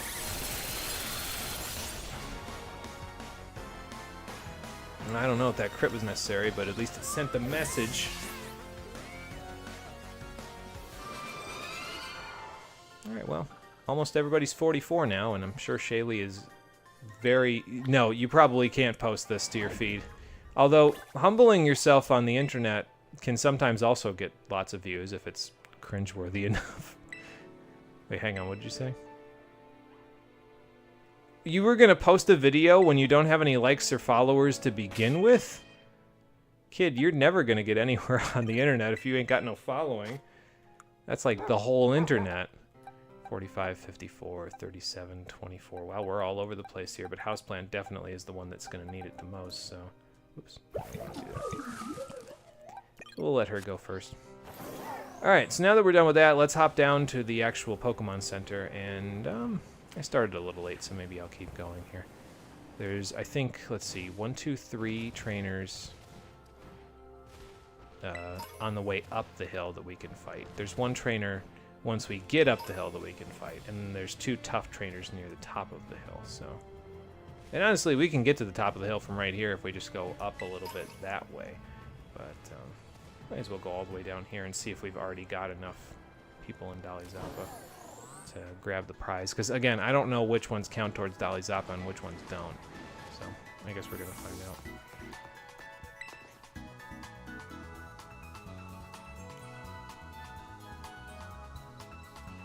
They seem to have calmed down out there. Guess once the stream is done, you can finally get some rest. Well, that's good to hear. Hopefully they stay calm. Alright, so we've beaten 2 trainers in Dalizapa Passage, so hopefully the ones that are on the way up the passage here are still part of the passage. I guess we'll find out. Yeah, there's some Salandit over there, and I think if I remember correctly, this area is the first place where you can find wild Salazzle? I think there might be one that's, like, fixed in certain parts of the, like, region, but this is the first place where you can just find them in the wild randomly. How does he know which trainers are which and how many you've beaten? Good question. I try not to question these things. Oh, I think I might have talked about it earlier, but I'm not sure if I fully mentioned what it was. There is a rare bone in my inventory, but you can also get away with using a hard stone for what I want to do. Keep one if you have extras. I don't know if they get used up when you use a certain move, but there's a certain move that I'm actually going to show off when we go to one of the Team Star bases, because one of my Pokemon can actually benefit from it because it has the Unburden ability. So, yeah, if you have a spare one, keep them, because it's actually fairly useful for something. Oh, what was this thing that I almost ran over? Oh, a Sableye. Okay. Well, I can handle a Sableye at 11 frames per second. Goodbye. I'll swallow your jeweled soul! Okay, well, like I said, almost all 44. There's another ice stone. I guess that's nice. Some fresh water. That's actually, there was a thing that I saw for a, there's like a train ride that you can take in Canada, and it starts in like Vancouver, if I remember correctly. And if you take the train ride, they take you up to the glaciers in like the northern part of, like into British Columbia, if I remember correctly. So like there's a northern part up there where there's glaciers and stuff. And you can actually, from what I understand, when you get off of the train and you go to the place there, you can take a water bottle with you. Oh, this is the perfect lead. Good lord. Why is your mouth open all the way back here? Or it was, anyway. You can take a water bottle with you to the glacier and just take the water directly from the glacier without having to filter it at all, because it's so pure, because it's just been in the glacier the whole time, that you don't have to like filter it or boil it for dysentery or anything like that at all. You just take it and you can drink it right out of there. I thought that would be a cool thing to do, but the train ride itself is mostly for couples, for one thing, and for another thing, it's like $3,500 a person. No, it's $3,500 for two people. Never mind. I was going to say per person, but no, that's not right. It's like $3,500, so that's a little steep. Yeah, we caught a few of them, but not a terrible amount of them. Rare bone is one name for it. Oh my god. Oh boy. Walk right into that one. Oh good, you went from needing the most experience to being ahead of everybody else. That's good. Or almost ahead of, well, ahead of Interceptor anyway. Never mind. But yeah, probably by the time we get up the top of this passage, most of them will be level 45-ish, because there's a couple more trainers to fight. And as it turns out, one of the trainers up ahead is a trainer with a Blissey, actually. Which we've seen plenty of, but... Well, I could jump down into that deep, dark abyss of a cave, but I think I'd just as soon go this way instead. Yeah, the trainer's around here somewhere. I don't remember where she is, but maybe this is her right here. And then is the other one? Not that way. That's not a passageway. It's up a little further. No, I haven't heard of the snow slope run. What's that all about? Oh, okay. Cool. Maybe we'll find out what that is. Well, we can ask Sandra once we're done with the fight, but I was going to say, maybe we'll find out what that is a little later. Yeah, she's the one with the Blissey. So this is the one where I'm going to switch every single person in my party in, so that we can all get a bunch of experience out of this, and probably all get to like level 45 or close to just from this one fight. Yeah, camera go whoop, whoop, whoop, whoop. Yeah, the camera doesn't seem to know what it wants to do here. But this is just basically a small experience farm right here from this Blissey, so I'll take it. It works. She's probably also the fourth trainer that we need in the passage in order to get the item, but there's more trainers I want to fight up on the hill anyway. If nothing else, it'll just help go towards the Glaseado Mountain number of trainers, because, like I said, I think we need about 12.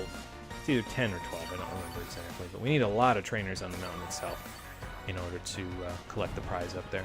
Not that the prize is particularly good, but, you know, it's something. Alright, so that's 2 of you in. I need to make sure I end on a physical attacker. So I guess we'll go... let me go Shaylee first, then we'll go into the captain, then Yukiko, and then we'll end on Roxas, who can just poison jab this thing to death. Such a loud guitar riff of a cry now. It's like louder than most. I almost want to test my metal by seeing how many aura spheres it'll take the captain to break through this thing, but I mean, it'd probably be like 2, maybe 3. I mean, I think 2 is a little much. I know Clawitzer has a lot of special attack, but Blissey has a lot of special defense and a ton of HP. So I don't know if we'd break through in 2. It'd probably be. But I'm not going to do that. I'm just going to go out to Yukiko and then go out to Roxas and go from there. This works pretty good, though, because of the ghost typing. That being said, I'm not exactly worried about Blissey using physical attacks. That's, yeah, not really very strong at him. So. Yeah, that's not going to help you. It didn't help all the Chansey and Blissey that I saw in my conquest of North Province Area 3. I cannot tell you how many of them died. I can only tell you that my conquest was complete. Wasn't Blissey around 700 HP? I think it gets to like 694 or something, like when it's absolutely maxed out. Like if you get it to level 100 or something like that. I could be wrong about that, but I think it's pretty close, yeah, to 700 HP when it's maxed out. Oh, okay, cool. Yeah, it's got like base 255 HP. It's pretty ridiculous, so. 2164, 464. So honestly, like, we're ready for the 7th gym at this point. Like, we're not all on exactly the same page, and Shaylee is still ahead of everybody else, and she will be for a little while because she's going to steamroll the 7th gym. But let's go down the slope here. We'll grab this TM. We'll see if we've got enough to get the prize here. It might not be a bad prize for Shaylee either because, well, as we'll see in a minute, it's particularly useful for very offensive Pokemon. But we'll see.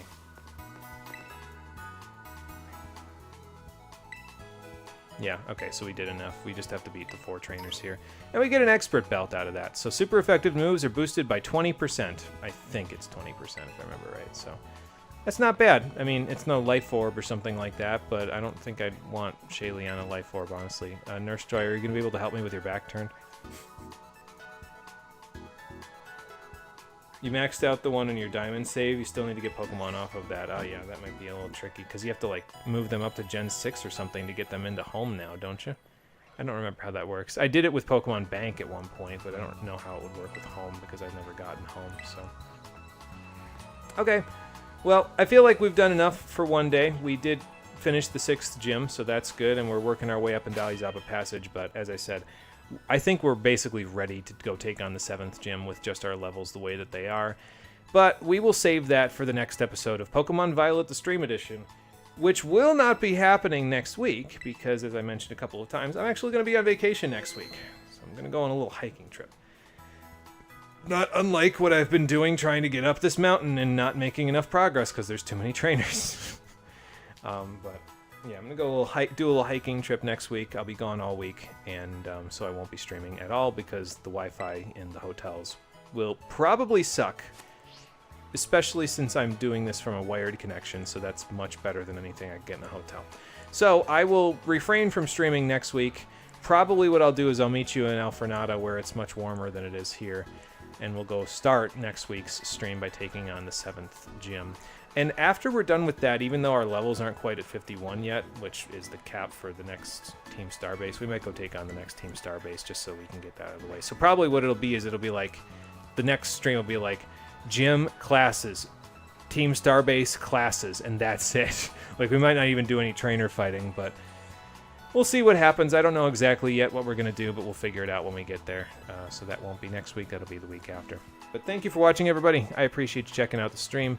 And I will see all of you on the next one, which, as I said, will not be next week, but it'll probably be either June 15th or June 16th at 7:30 p.m. Eastern Daylight Time when I return from my trip, that we will come back to this and work on it some more. So until then, everybody, take care and have a good one. Almost wish I could make some curry like you did in Sword and Shield, because some of the sandwiches we can make in this game I'm sure would be spicy enough to maybe make me a little warmer. But curry would definitely warm me up in a place like this. It is cold as hell down here.